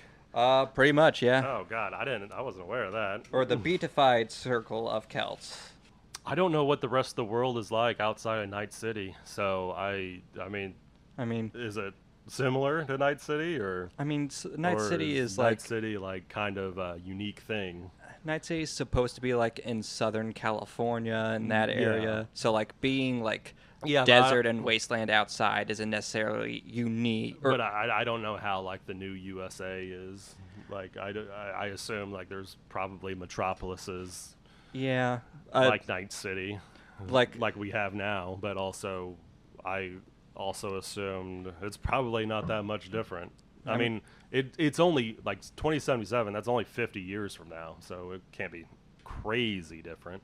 Like well, the world in Cyberpunk is much different. Like according to Cyberpunk, Johnny Silverhand had blown up Arasaka Tower by now. Mm-hmm. So like, and that world is very different from what we have now. Oh yeah. Well, yeah, I agree with that. But we do know there is like ecological disaster outside of, in the outer world. Mm-hmm. So. Well, I know fossil fuels ran out or were abandoned after close to running out. That's really all about it that I know, I guess. Yeah. I've not really thought about it other than Night City. I've not really thought about it. I'm not quite sure myself. Yeah. So. Because Night City isn't that different than any other like major metropolitan area that we have now. Like, yeah, you got the big skyscrapers and all that, but that's where all those businesses are. Yeah. And like their HQs are. If you go beyond that, it's just almost not necessarily like the mega buildings and the flying cars, but it's mostly like commercial stuff, residential stuff, Yeah, slums. It's a pretty, as far as cities go, it's like standard metropolitan kind of place. Yeah, there's just more neon. Yeah, which we don't know what the rest of the world looks like. It could be just as neon. But yeah, the Beatified Circle is probably just, I don't know, they could still be in Wasteland. Well, I think a lot of it is, right? Yeah. There's certainly tons of trash around Night City. I don't exactly know much about the tabletop RPG, so it could be that like there's tons of I don't know a lot forested about the area. lore. I know a buddy let me borrow his Cyberpunk Red book, and I was looking through like the combat of it, and like my character in the video game is a net runner, and boy is net running in that game complicated. Yeah. I could not. I'm already pretty bad at understanding rules for like tabletop stuff, and I could not make heads or tails of any of it. Yeah, compared to, from what I've heard people talk about, compared to like the tabletop game, no matter how much you spec your V out into net running or anything, they would still fall under the category of like a solo, is what the tabletop term is, which is somebody who goes in and does like the actual combat and everything. And like I know that term, and because there's also like rocker boy and probably other terms as well, or classes or whatever you want to call it. Yep. I didn't get that far in it. I was just like, I cannot understand this. There That was, book is huge too. yeah, there was a really cheap bundle I saw a while ago that I thought about getting, but I didn't pick it up because I was kind of broke then and now. Yeah, it could have been the Edge Runners mission kit Yeah. that came out recently. Yeah, I heard about that. Looked like a lot of fun. Yeah. The other religion from the RPG I wanted to quickly touch on was the Immortal Pyramid. It's an intriguing name. What do we got with that? It is a group of people who believe that humans are nothing more than just sentient animals. We have consciousness, but like we're not much more than that. So the whole group focus of like the group, I don't know if it falls under religion necessarily, but in the game it does, is to save up enough money to get one giant data bank to store all their consciousness in, Okay. and That's- shape it like a pyramid. That's where it is going to differ because I was like, that just sounds like a biologist that would say something like that. But storing your consciousness on a data bank in Yes. the shape of a pyramid. In the Why, why do they want it pyramid shaped? Do they ever talk about that or? I didn't see that fucking on the looks wiki. There might be more information in the actual books, but that's like their main goal. And maybe it's just because they need like a symbol to rally behind, and a pyramid's just as good as any. Yeah, that's a really good one. I mean, yeah, you see pyramids everywhere. So they want everyone to upload their consciousness on the data bank, and is it just uploaded there, or do you know if it's like once you're uploaded, do you get to live a life there, or It might be that is they it like live a the life Matrix, there, or is it just or in maybe storage? maybe they programmed it so that you feel eternal bliss while the data bank is still on or active or whatever. It could be anything. I don't know. Would you do that? No. No, why not? Like, I don't listen. Eternal bliss is something that I don't think can really happen. And like, if I'm gonna live like a whole life in like some data bank, like I don't know, I guess I'd be fine with that, but I don't think I'd willingly choose that. It would have to be something to where I'm like already dying, and it's like okay, Yeah. I'll go ahead and upload my mind into this because like I'm dead if not, and if I don't actually go anywhere when I upload my mind into it, well, it's not any different than out here, so. Well, I'll ask the question that always comes up during these types of discussions. Do you think that would really be you, or just a copy of you?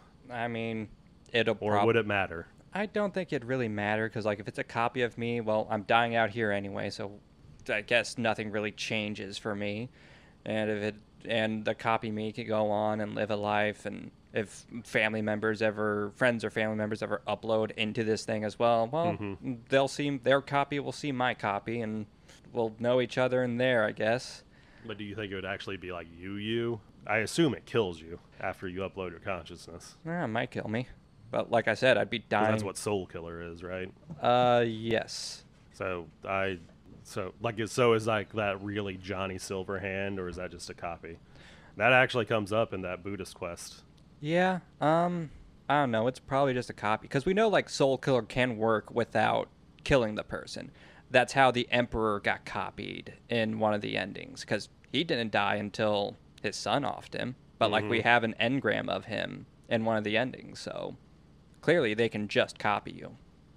Because that comes up. Because I think it starts by you asking one of the monks if... Essentially, like, you're asking, like, if something like Johnny Silverhand would be considered alive, and they say yes in their own belief. And then you start talking to Johnny about it, and it's like, are you, like, actually you, or are you just a copy of him? And he says, if I'm just a copy of the real Johnny Silverhand, then that's his fucking problem, because he's dead somewhere, lying in a ditch. Yeah. But I'm here, and I have my own goals I want to accomplish or achieve.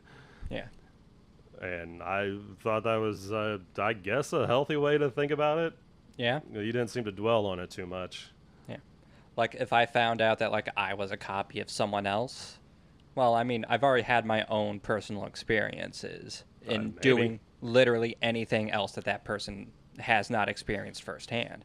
Like, Yeah, maybe. like even just sitting here and talking with you has been an experience that other person has not had that I am a copy of. Therefore, I've already had a unique individual experience, meaning Yeah, but how would you know if if this wasn't just a memory? might And be. then this is just where you got inserted. Like in that, have you ever seen the movie The Sixth Day? No. So that it kind of has stuff like this to where like you can make clones of yourself and upload your consciousness into that clone.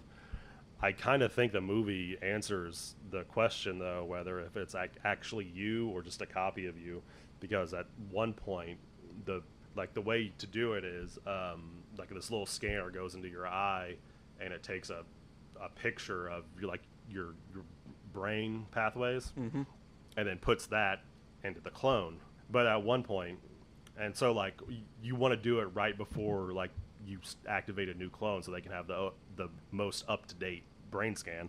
But at one point, the bad guy has like he uploads and activates a new clone while he's still alive for a few minutes. So they're both existing at the same time.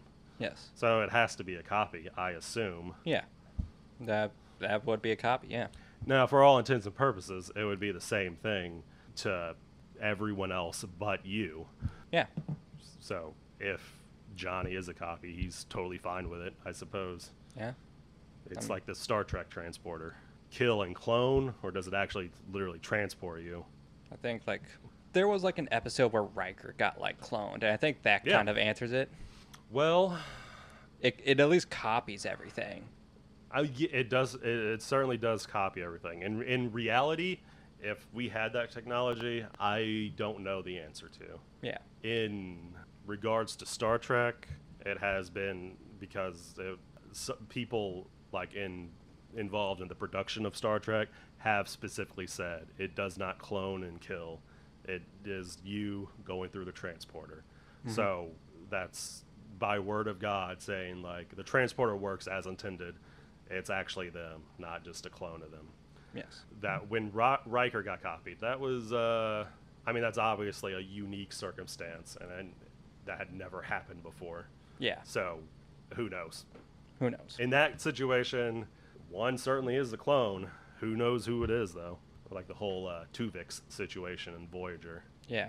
It is that one individual life created of the two. He certainly acted like it at the end of the episode, since Yeah, he was like, he was pleading for his life. He was and like, yeah, I don't want to Janeway die. was like, fuck you. Like, I need those two individuals on this ship, though. Yeah. And gotta do it. And also, like, that alien makeup on Tuvix. God, that was an ugly looking character. I actually thought it kind of looked neat. I mean, As far as blending like two different people, I thought it was a pretty neat combination. I am not saying it wasn't well executed, but something about like the skin texture of Neelix, but without like all the hair to cover it up. Mm-hmm. Like it was gross looking. Yeah.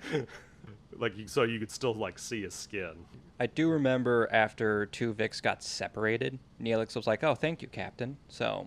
Yeah, they both seem. Well, yeah. Yeah, they were grateful to be separated again. And also alive. Yeah. It really seems like most examples in media are clone, and it's not actually you. I'm trying to think of something like The Matrix. That would actually be you. Like it is you.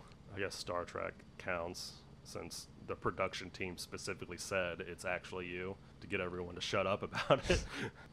That's about all I can think of where it's definitively answered and not just implied to be like a clone. So I guess it's probably just a clone in Cyberpunk. Probably. But, like the Buddhist monk said, that's its own form of life. Yeah. It's its own person. Well, yeah, and also to mirror what Johnny was saying, well, that's good for that clone. Yeah. But I don't want to die. Yeah. Moving on in Cyberpunk. Yes. One last thing I wanted to talk about before moving on to like the small amount of spirituality with AI is the Warsaw Catholics. Okay. They are a Continue. group. They are a group of Catholics who separated from the main church. They are Slightly more extreme. There is only one information shard on them in the entire game. So this is like very limited information. Okay. They believe that Poland is the Holy Land, Okay, that's interesting. and they might have some relation to the Palmarian Catholic Church, which is like this group of people started by. Is that a real thing? It is a real thing. Oh, I okay. don't know if I'm pronouncing that right, but it is a group of people, not an actual offshoot of the Catholic Church, but it is like a man who said he had like a vision in like a place of holy importance. I don't remember the exact place. Okay. But like he claimed he had like a stigmata and everything, and said that okay. like That's I know gross. I know the true way to worship Christ and everything, and like some people followed him, and they're like very isolationist. Okay. Yeah. Well, Poland is pretty conservative as Yeah. far as like European countries go. So I guess that tracks. Did it say why like Poland was the Holy Land though? I don't think it said specifically why Poland was the Holy Land. They were just like the Catholic Church has gotten too like lenient and soft. We have to separate and make a much harder church. I don't know. I kind of actually do think that's something that like a Polish church would say, Yeah. to be honest. Like if That's something people here have said. In the well, United yeah, States. well, that's true.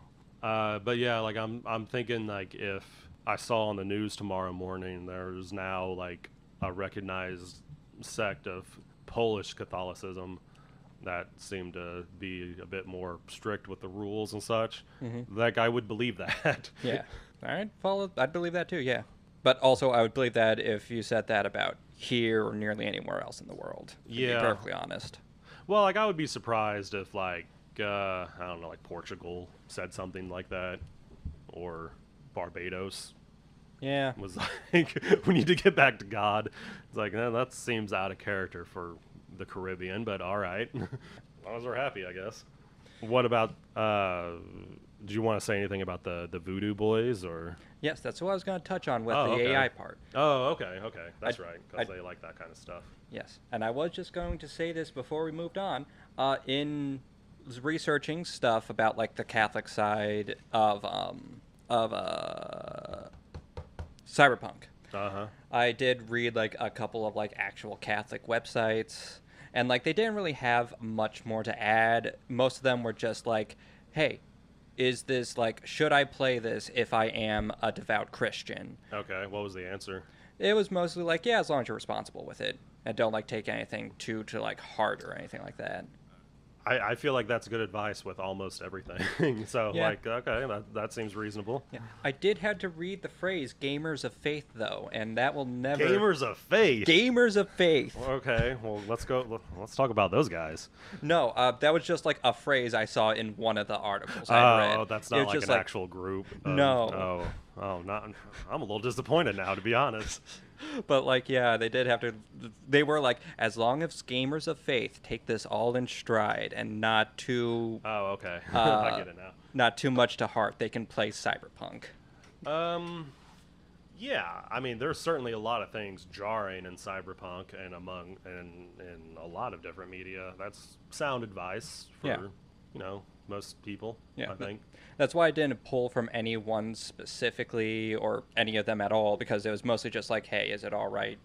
People, they were like, hey, it's all right to play this as long as you're responsible with it. Yeah, that's Yeah. just good advice.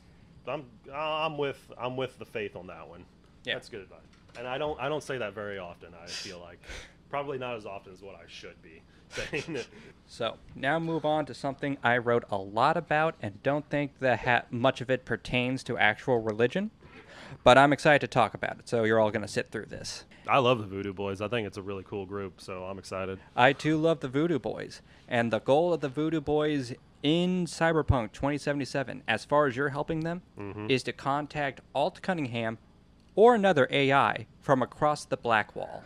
Now, the Black Wall is the thing that separates the net in Cyberpunk from the old internet that came before what they use now. Like, the old internet would be something akin to what we have today, I assume.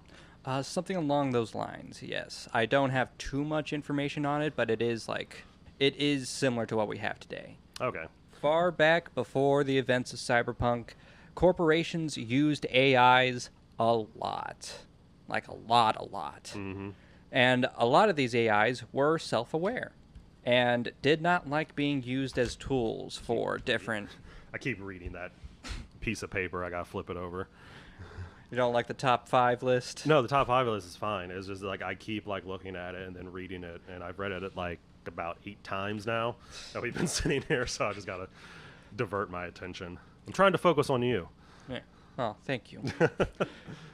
But corporations did use AI for everything. They were self-aware, didn't like being used as tools, so eventually they started like rebelling. And like So they are self-aware. they are self-aware. Okay. I in the game, I felt like it was never fully explained if that was true or if they were just doing what they were programmed to do, which is also never truly explained, but it's implied that it's very bad somehow.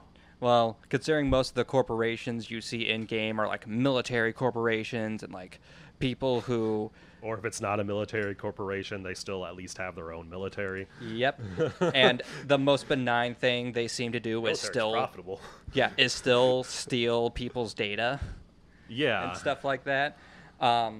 Which is also bad. Yeah. But like they began to fear that like, oh, these AIs, they can just control things because they are entities of pure data. They can take control of any smart guns we have. They can take control of robots. Like they could just shut everything down.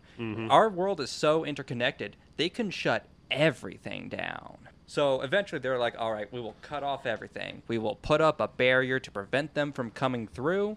And we will just restart anew with a new net and everything. Now, So here's where I am not sure about how the internet works in Cyberpunk 2077. What I gathered from it is that beyond the black wall, that's where like the old internet is, or like, which is akin to what we have now with the internet. yes. I don't know why you would leave the servers on. You could just turn them off and be done with it. I But whatever. I don't That's really- neither here nor there. I don't really know how it works either. I think there might have been something like these AIs still like exist in like mandatory, incredibly necessary systems that they just can't turn off for whatever reason. All right, well, that's more explanation than I ever found in the game, so Yeah. let's go with that. And now what we're doing now in Night City, it's like closed systems. It's not like an open net. It's more of like an intranet and an internet. So it's like China has their own internet. Yeah. Because mostly political reasons, but they have Chinese equivalents of like Facebook and such like that. Yeah. And so I just all assume like now it's just like a very much a somewhat loosely connected collection of intranets and not just one thing anymore. Something along those lines. Yeah. That's how I took it as. Yeah, there's still like connections between the different various nets that you were talking about. Like there's still like email and stuff. You can still shop online and stuff like that, but Yeah. Not- Because all the websites I've ever seen on like when I'm playing around on a computer in the game it's for stuff that is in Night City. yeah. So I just assumed it was closed. Yeah, I think you're right on that. Yeah. But anyway, the black wall separates the old net from any modern systems. The Voodoo Boys are trying to get across because they think the AIs can help them do whatever their main goal is. It's not entirely clear, and that's by design of both the designers and the Voodoo Boys. You help them. Because they don't even they're pretty mysterious. They are. Like they don't even call themselves the Voodoo Boys. You, depending upon how you end the quest, you can either kill all the Voodoo Boys or you can just leave them be. You leave, and you come back, and they're all gone if you just left them. What did you do? I just left them. You just left them? I'm like, I'm not gonna fight them. Go off. I actually. Well, how do you just leave them? Like, because at the tail end of that quest line, you have the opportunity to side with Netwatch. It was rightfully so observing the Voodoo Boys. Yeah. So what did you do? I didn't side with Netwatch. You didn't side with Netwatch? I did not side with Netwatch. Okay. So I just helped the Voodoo Boys after I beat Netwatch. And I was like, hey, get me to alt. And they're like, fine, you could get us to alt too. You go in, You meet Alt Cunningham, or the AI version of Alt Cunningham. Yeah, she's probably lost a lot of her humanity Yeah. by that point. Like 50 years in an AI, and she's probably merged with countless other AIs. So, like, I didn't think about that when I first played it, and when you first meet her, like, I was surprised by how, like, robotic she sounds. Because before that, you only ever see her, like, before that happened, the last time you saw her is when you were playing as Johnny Silverhand in a flashback after a gratuitously long sex scene. And she definitely has more humanity about her in that scene than like when you meet her as an AI or whatever you'd want to call her. She said like something about going across like the black wall as a human person is that it does degrade at your mind. That's part of it. They explored much more in Phantom Liberty, which I actually haven't played yet. I haven't either. I'm waiting to do it when you get to. I'm waiting to do it till I get to Act 3 of the game, where you have to meet Hanako. at Embers. Yep. Because from what I've read, that's the best time to do it, because you're going to be like the biggest character that you have before you go to the point of no return in the game. But and I forgot how many NPCD or NCPD missions there are in that game. There's a ton. There are a ton. It is, for one, it's incredibly easy to level in that game. Oh, yeah. It's just, I guess they added it in 2.0, but just if you go to sleep, take a shower, that'll give you health and experience regen boosts that last like a half hour in real time. Oh, Just do that, knock out a bunch of those NCPD missions until the boosts go away, and then just keep doing that, and you can get like 5 levels in probably 10 to 15 minutes. Sounds very neat. Yeah, it is. And you're also going to get a ton of money. It's an Italian flag. Yeah. The screen saver just turned on the computer, and for some reason, like the random color thing just showed up the Italian flag for just half a second. We were both very scared. I don't remember seeing that pride flag before.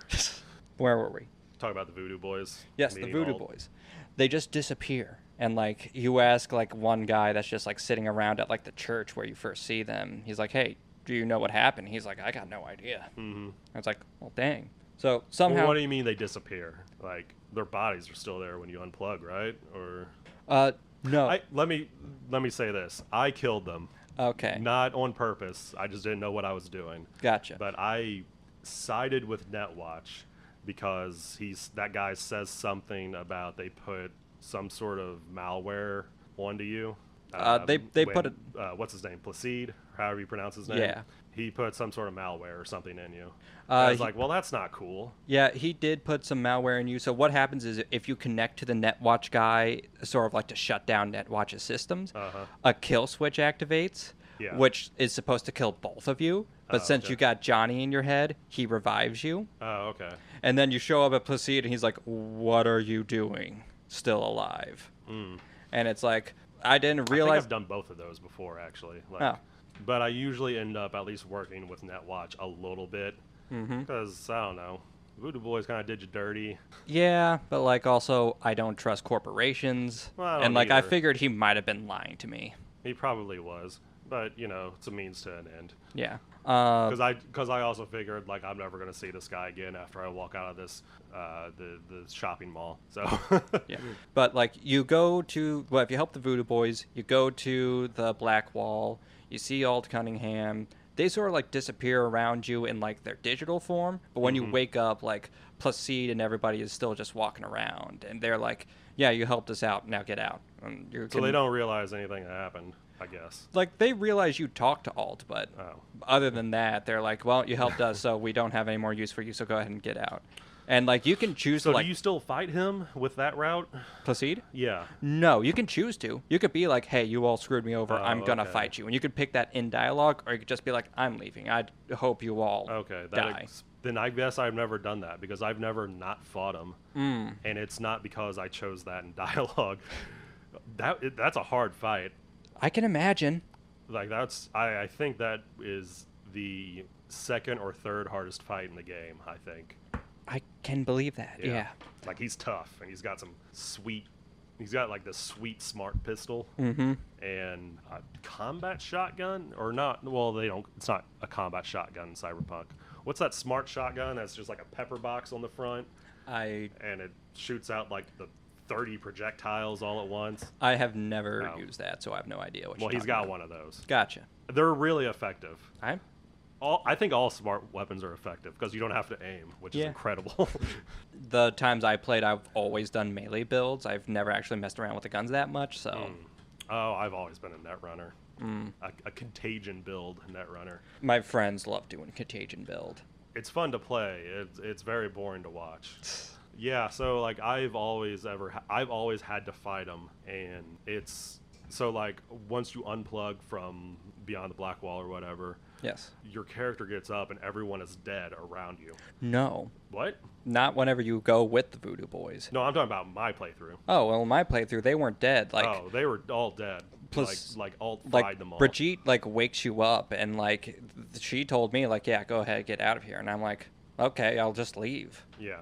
They've always been dead for you? Yeah, they're alt fried them all. They're all dead. Brigitte, everyone except for Placide. Oh wow. Yeah, and so like I looked around, took all the loot that was around, go through like the tunnels up at the church, which is completely empty. Just like, all right, now what?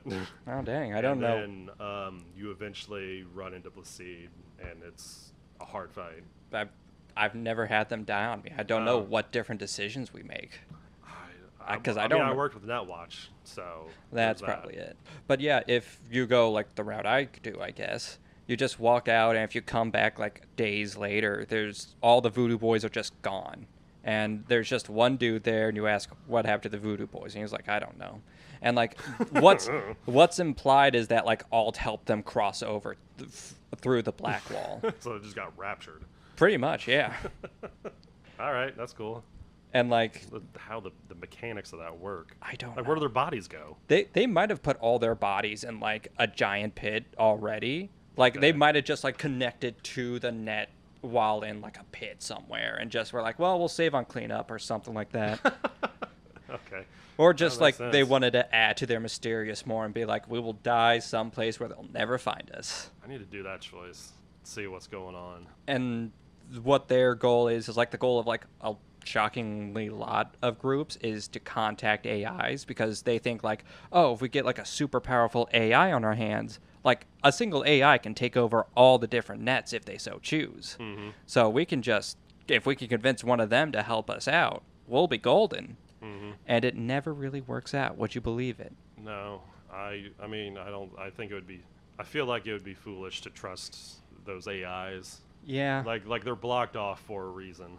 So most AIs don't even pay humans mind. They see them as so far below them that they shouldn't even pay attention. Yeah. And like some of them are just very much like, oh yeah, humans should all just die if they ever bother me. I believe that. Yeah, Maelstrom in one of the Cyber Psychos quests. Maelstrom conducts something that they call a ritual, which is the act of one of their netrunners trying to commune with an AI. Well, in the Cyber Psycho quest, they meet the AI. Is that the one that gets out of the bathtub when you walk? God, that was creepy. That was the first Cyber Psycho quest I ever did. That one? Yeah, that one. Well, it was the closest at the time that I decided to do it. I see. Oh, man, it was creepy. And that one was tough, too. But that was mostly just because I was, like, way under-leveled. Not necessarily because it was difficult. Well, yeah, that really creepy. Is actually a Maelstrom grunt that had her body taken over by an AI. Yeah, and that's why it's like a cyber psycho. The AI was just like playing with her body and shit. Oh, well, I'm glad I chose not to kill her. Yeah. It's tough, though. Yeah. I still used a gun to whittle her down. Yeah, it was an AI named... Do I not have that written down? I have the Netrunner's name down. It's Zaria Hughes. Oh, okay.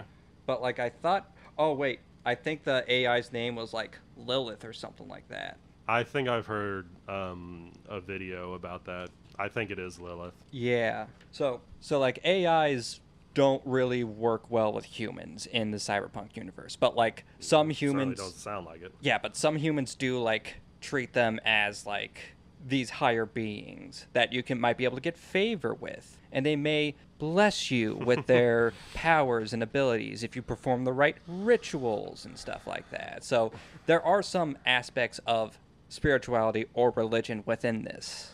Though the way you're describing this, it does sound like religion. Yeah. Like old, like not like a religion that's currently around right now, but like old religions. But yeah, in my notes, I just have things like beyond the black wall. It could be seen as like a form of like hell, afterlife, or realm of gods, something along those lines.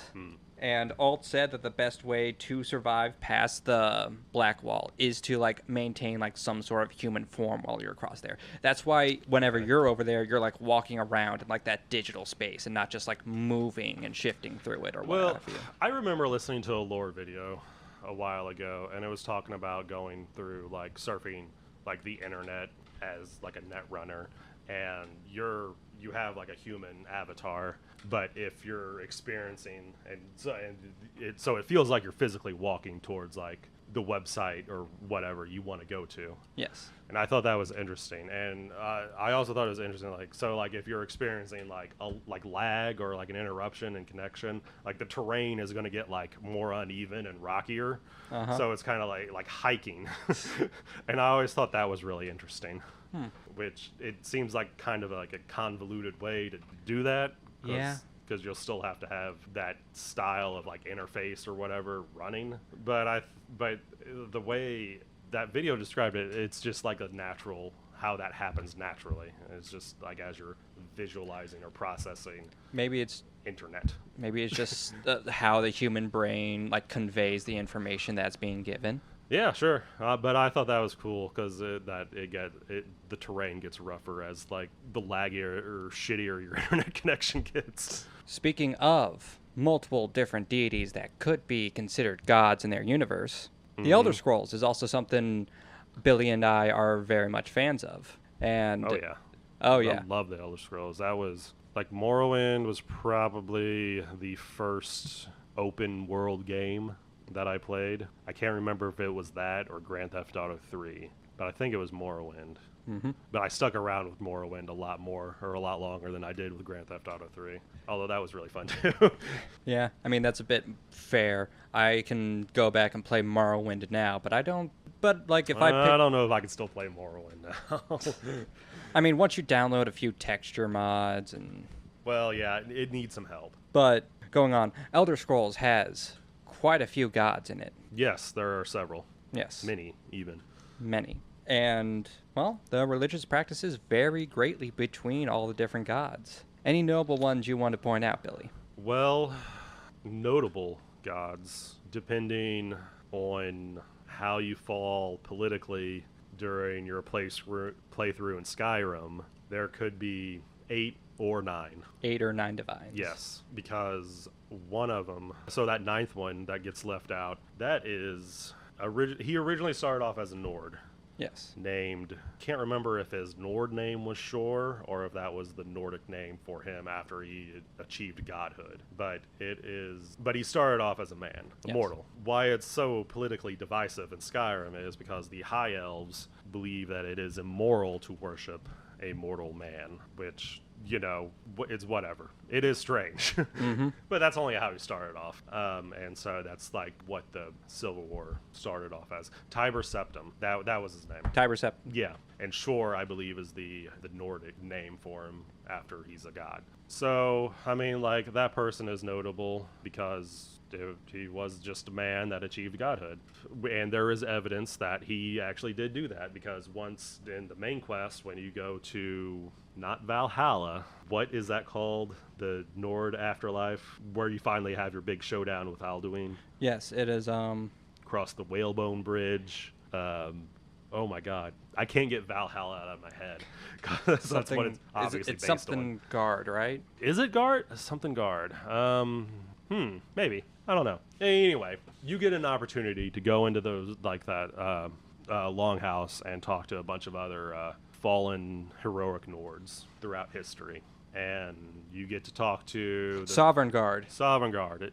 That is what it is called. So once you're in Sovngarde, you get an opportunity to talk to a bunch of other fallen Nords in history. You get to talk to the people who defeated Alduin the first time, amongst a few notable yet very esoteric characters in Elder Scrolls mythology. But Tyrus Septim is not there. Yeah. And he's not there because it's implied that he actually did achieve godhood, which is interesting. And while it's not impossible to do in the Elder Scrolls universe, it is very difficult because it's also very, if you're trying to achieve something to that effect, it's very easy to blink yourself out of existence forever. That's what happened to the dwarves, right? Or no, the dwarves were trying to power up a giant machine. The dwarves are, it's generally accepted that they were doing something like that. We actually don't know if, it's also, there are clues scattered out throughout the games that it may be implied that they actually did achieve what they were setting out to do. So they might have actually gone to some other different plane, which may have been what they wanted. It's also never explicitly said exactly what they were trying to achieve. So I thought it had something to do with the backstory of Daggerfall. it may be in Daggerfall. It definitely plays a lot in Morrowind with like the heart of Lorcan and Keening and Sunder, because those are like two tools of the gods, and they were trying to build like their own god, I think. But it's also never explicitly sure or explicitly stated if that's what they were trying, if that's what like their end game was, or if that's just something that they were also doing. Because there's a lot of stuff in Skyrim that talks about them using what they call tonal architecture, which is, how would I describe it? Using vibrations to alter reality. Like everything in reality is just a different vibration, and so by applying different vibrations to things, they could change reality as they want, as they saw fit. It gets really deep and complicated, but it's also the reason why the Falmer they blinded the Falmer, because they were going to be the guinea pigs to go to this new place, and they blinded them so they could be more attuned to like hearing the vibrations. That obviously didn't work out for the Falmer, because now they're just blind and decimated, but they're also still around, and the dwarves aren't, so something happened to them.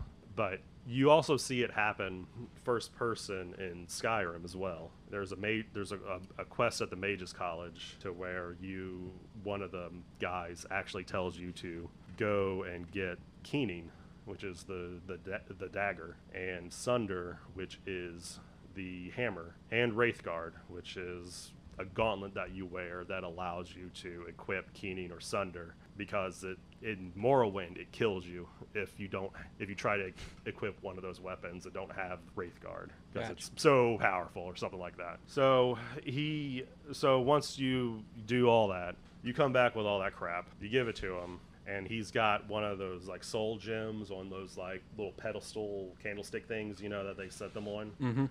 And I'm not entirely sure what he was thinking, or what he's thinking this may achieve. Do you know what quest I'm talking about? Have you done that one? I believe I've done this once. Okay. But I remember thinking about, like, this is pretty much the exact plot of Morrowind, and it turned out really bad for, like, everyone involved. And so he's literally, like, slapping or stabbing the dagger into the soul gem, like, Sunder into the soul gem. And it's not working, obviously. Yeah. Because why the hell would it? How would that work with anything? He keeps trying a few more times, thinking he's almost got it, and then he just disappears. Yeah, I remember that. And the dagger and Everything hammer just fall to the ground. And, well, he just blinked out of existence. I believe that's what they call zero summing. I don't know why, and I don't know what that means, but that's what a lot of Elder Scrolls lore aficionados describe that as. Maybe. So who knows where that character went? Maybe he achieved whatever he was setting out to do. Maybe. He never says what he's trying to do. It's always just assumed that he's just fucking around. I mean, you have two tools of the gods. You're gonna fuck around with that too. I don't know. Maybe. I mean, if it was a hammer and a dagger, and if I was given that to me, like right now, I mean, I don't know. Like, it would be cool. Yeah. I would look at them, but it'd be much like if it just gave me a regular dagger in real life. Like, well, this is cool, I guess, but what what am I to do with it other than I guess I'll like hang it on my wall or like what's more likely going to happen is it's going to go in a drawer somewhere or a box and in my basement, and I'll never probably see it again until if I ever decide to move. I mean, if I knew there were tools of the gods, I'd probably try, I don't know, smacking the dagger with the hammer, seeing what happens, and maybe I'd blow myself up. Well, yeah, I would think that would be a likely outcome, though. Yeah. A couple other notable gods are, I mean, Sheogorath is always like the big popular one because he's funny. Yeah. And he has like a really funny fake Scottish accent. He's the god of like madness, but also of like artists and musicians as well. He helps you in Daggerfall. Does he? Yeah, like near the end of the quest, he like just helps you out whenever you're trying to like finish the main quest. And I don't remember the exact reasoning why he helps you out, but I think it was something along the lines of, yeah, wherever you go, you cause so much chaos that I might as well help you out at this point. Mm-hmm. Yeah. Okay, that's cool. I didn't know that. He certainly plays a big part in the Shivering Isles DLC for Oblivion. Yeah. That was pretty fun. His design has changed a lot over the years. Yeah, kinda. That's where you learn he used to be another god called Jigalag, and how Sheogorath is the Prince of Destruction, or not Destruction, but Prince of Madness. He was like the Prince of Order, but he was getting too strong, and all the other Aedra were like, hey man, this ain't cool. And so they cursed him with being Sheogorath. But he also gets to, like, once a year or once every 100 years or however long it is, gets turned back into Jigalag and essentially just wrecks shit on the Shivering Isles. They actually haven't played the Shivering Isles DLC. Oh, well, that's the plot of the game, the main plot of that. And, like, that time for that he's allowed to turn back into Jigalag is coming up. But in order to do that, he needs someone else to mantle to mantle Sheogorath, which is what your player character does. So by the end of that, your player character is Sheogorath, because he disappears after the game. Oh, Yeah. neat. And it's really interesting if you go to your shrine, or Sheogorath's shrine, for the first time after you've done that DLC, and you get like a little funny Easter egg because you're essentially praying to yourself. But what it is like Sheogorath has an assistant named Haskell, who is literally an English butler, like straight up. He's wearing like The full accoutrement and everything. yeah, like the real world version of it. And he talks to you instead of Sheogorath. So he handles like all the day-to-day things of being Sheogorath, and you just fuck off being Yeah, you. because you're still playing the game, so you're doing whatever you want, and he's just handling it from there. And then he also makes fun of you about praying to yourself.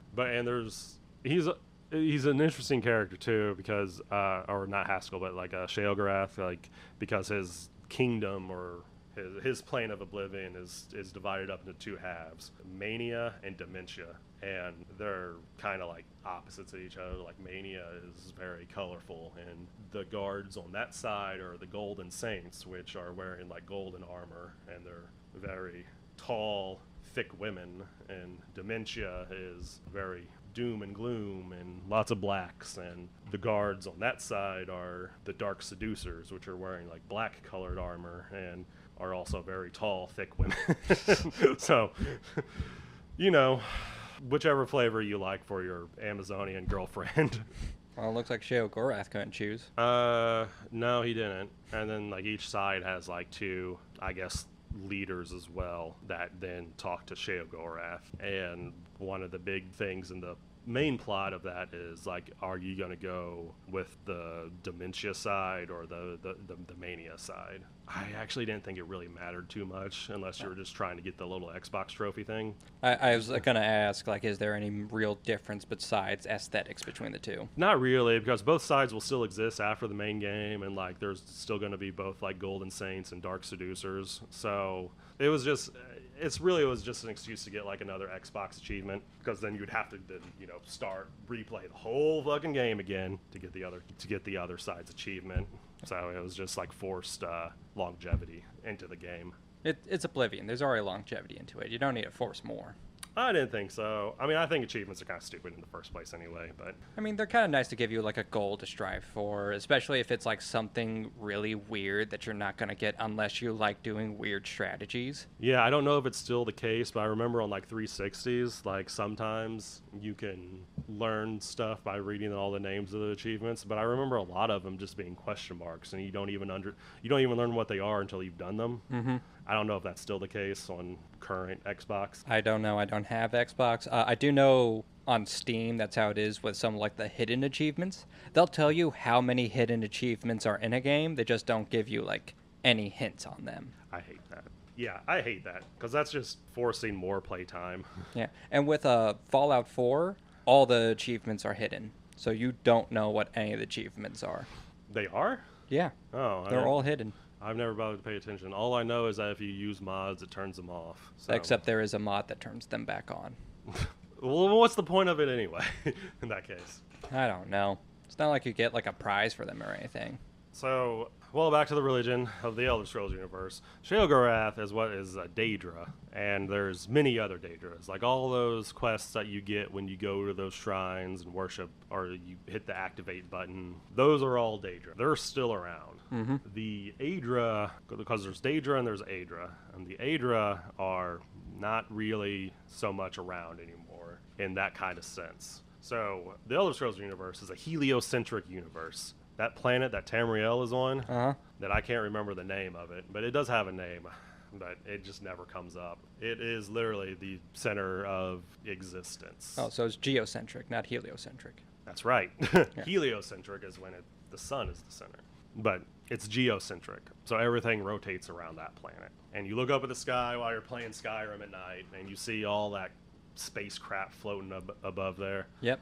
Those would appear to the layman as just brighted off as moons or other planets, and they're not. Those are the planes of oblivion, which are the realms that those Daedra work at. So when you're playing Elder Scrolls 4 Oblivion, when you go to Oblivion to shut down the Oblivion Gate, you're actually on one of those planets that you were seeing up at the sky. Oh. Yeah. I do know from a Daggerfall lore video that one of those moons that are supposed to be a planet of Oblivion is an actual moon. It's the Necromancer moon. It was created by a necromancer on Tamriel, on the planet of that Tamriel's on. And he basically sacrifices part of his body and his mind to become a god and that moon. Oh, okay. Yeah. Well, that's how the planet got made too, is one of the Aedra sacrificed his own body to make that planet. And man, I am diving in deep. I are like mining deep in my brain here to try to remember all this. It gets fucking complicated. Oh boy. So I believe it was Shore that did that, because that's why you'll hear NPCs exclaim Shore's bones. And his bones is the planet. One of the other Aedra did something to create like Aetherius, which is the source of magic in Elder Scrolls. So again, when you look up at the sky, you're seeing all the stars. Those aren't stars. What you're seeing is like a backdrop of like encapsulating everything that you can see, and those points of light are actually holes in that backdrop, and those points of light are Aetherius like peeking through. Oh. So that's where magic comes from in Elder Scrolls. All right, shit. And like when you're playing in Skyrim, when you're doing the Mage's Quest, the Mage's College Quest, and they're using that, what is that called? Oculari? Something along those lines? That that weird observation thing. That and Where you gotta like focus the crystal with like fire and frost. Yeah, that. Yeah, that thing. That's a thing, because what that's doing is harvesting or collecting like that ethereal energy or whatever from the quote stars, and focusing it on that map of Tamriel that shows up. That leads you to that Imperial Mage, seeing the disturbance where the College of Winterhold is on the map because of the Eye of Magnus, and which is some sort of extremely powerful source of Ethereum of somehow. Yeah. But that is different than the Ethereum that you collect to do a quest to get the bow Zephyr, which in that this came in with, I think, after you downloaded the vampire DLC. Oh, Dawn Guard? Yeah, Dawn Guard. It gave you a quest, a side quest of you run into a ghost of an adventurer who was looking for something called the Ethereum Forge, which used a metal of some sort called Ethereum, which is kind of looks like glass, but it's just a mineral that has absorbed a lot of that ethereal energy. Oh. And you can use it to make either a shield, a staff, or like a headpiece of some sort, a circlet. So if you're wanting to do like a mage build, you would really go for that quest.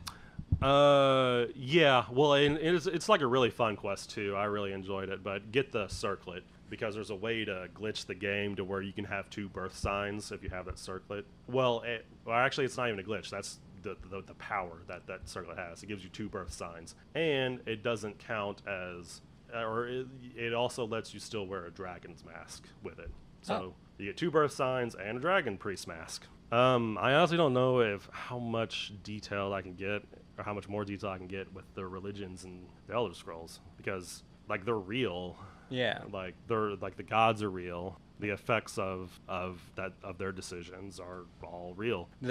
You can actually, certain individuals can actually talk to the gods. Sometimes they do have the ability to talk to the gods. Sometimes the gods even come down and address the people. Yeah, like there's nothing stopping them from doing that to anybody. Yeah. So it's kind of hard to like question their existence when they do shit like that. Mm-hmm. So, but like they're like real things. So I don't know if it's quantifiably real, does it count as a religion still? I mean, there's still like a practice of worship, I guess. So there is, but like you wouldn't need faith anymore. Yeah, I guess you wouldn't really need faith if you can talk to your god. Yeah, if I could still commune directly with the thing that I worship, but like the faith isn't necessary. So it seems more like cultish to me. I mean, some things are kind of secretive, but like a lot of different like worships, like Mara. The temple's just open to anyone, mostly because she's like the god of like marriage and whatever. So yeah, like marriage, love, all that crap. She's one of the 8. She's one of the 8 divines. Mm-hmm. Like a good rule if you're playing the game and if you go to their shrine, if it just gives you a blessing, it's one of the 8. If it like talks back to you and gives you a quest, it's a Daedra. Yeah, and the others are Aedra. It's not Meredith. That's not her name. But like the person with like the beacon. That's like a new hand has touched the beacon. Oh, Meridieth. Meridieth. Yeah. Is she a Aedra or a Daedra? Aedra, I believe. Yeah. I like that quest too. I don't know why it gets a lot of hate. Because like if you don't want to do it, you're kind of you don't have to. Well, you pick up the beacon, she announces a new hand has touched the beacon. And I think like if you dawdle on it too much, she does start talking to you through the beacon. Oh no, she doesn't. I've held that thing on for in-game years. After she says a new hand has touched the beacon and says go to her temple or whatever, like that's it until you actually go there. I think it's a fun quest. And the Dawnstar sword, it's an alright sword. It looks cool. And there's a way to get 2 of them. I do not remember the quest. I know I've done it, but I don't remember a thing from the quest beyond a new hand has touched the beacon. And see, everyone always remembers that part. I think the way more memorable part is when you elevate into the sky to talk to her, and you could look down and see all of the rest of Skyrim. I thought that was really cool. But you can get Dawnstar as her sword that does like extra damage to undead, and it'll randomly cause them to explode sometimes if you hit them with it.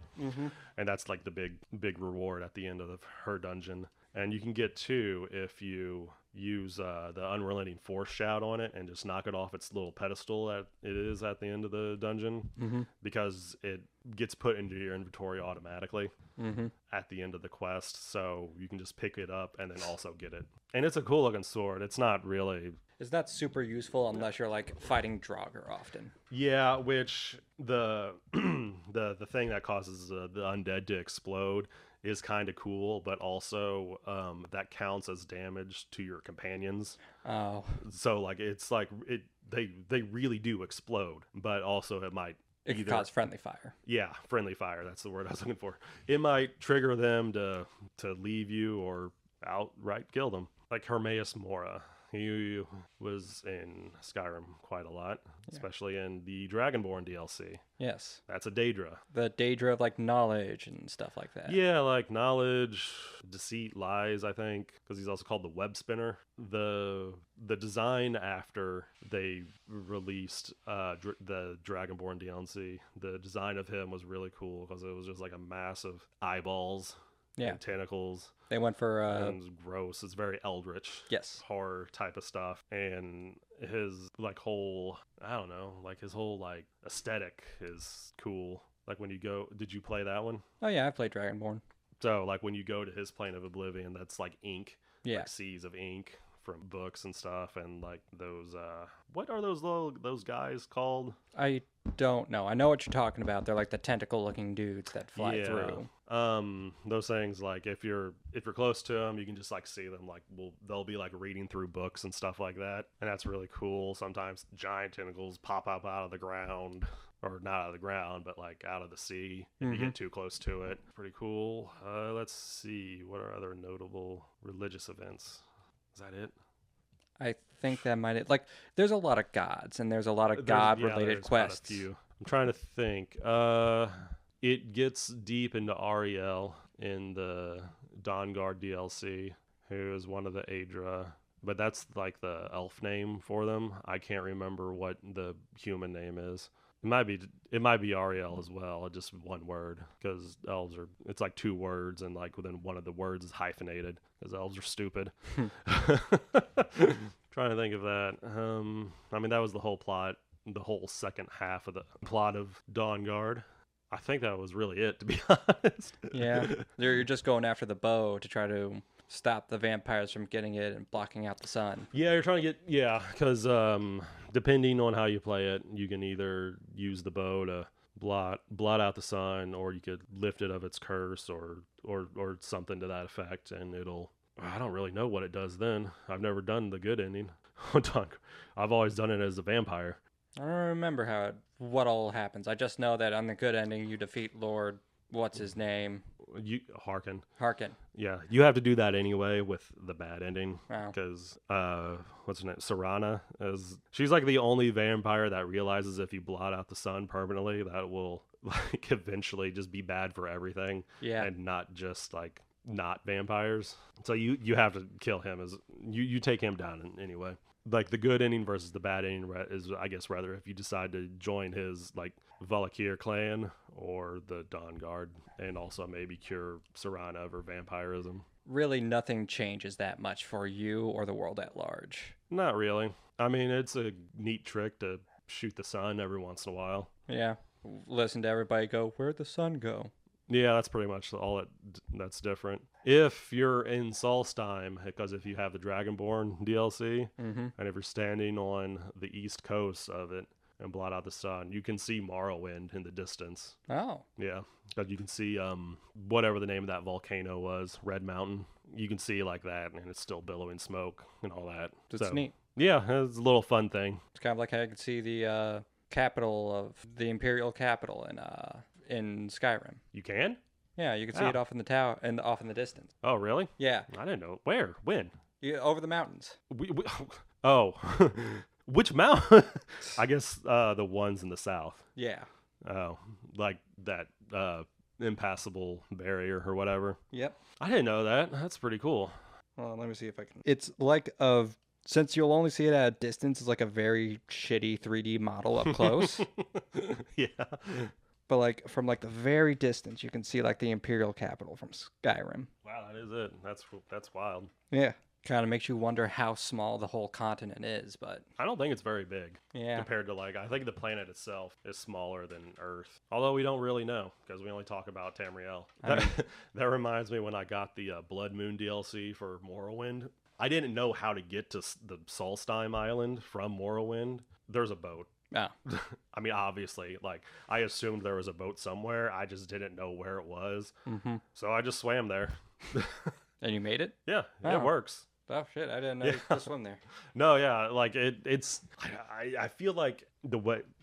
like that's all one cell, which is probably explains a lot of glitches and stuff that Morrowind has. But yeah, you can swim there. I actually, like I say that I swam. I cast water walking and I ran there. Yeah. Because it's faster. And I Water, didn't. casting water walking or levitation or what have you. Yeah, and I didn't want to deal with slaughterfish and the dregs. Mm-hmm. But yeah, I just walked there. So, you think that's the end of it for religion? I think so. All right. I couldn't possibly think about what would be left. All right. Well, then, I thank you all for listening to this episode of Date Night at Power Noodles. I hope we handled the real religions with some amount of like tact and respectfulness, even though I did bring up those 2 passages from the Bible. Oh, yeah. I'd already forgotten about that. But I think we did a good job. Yeah, I think we did so too. But thank you all for listening, and we'll see you next time.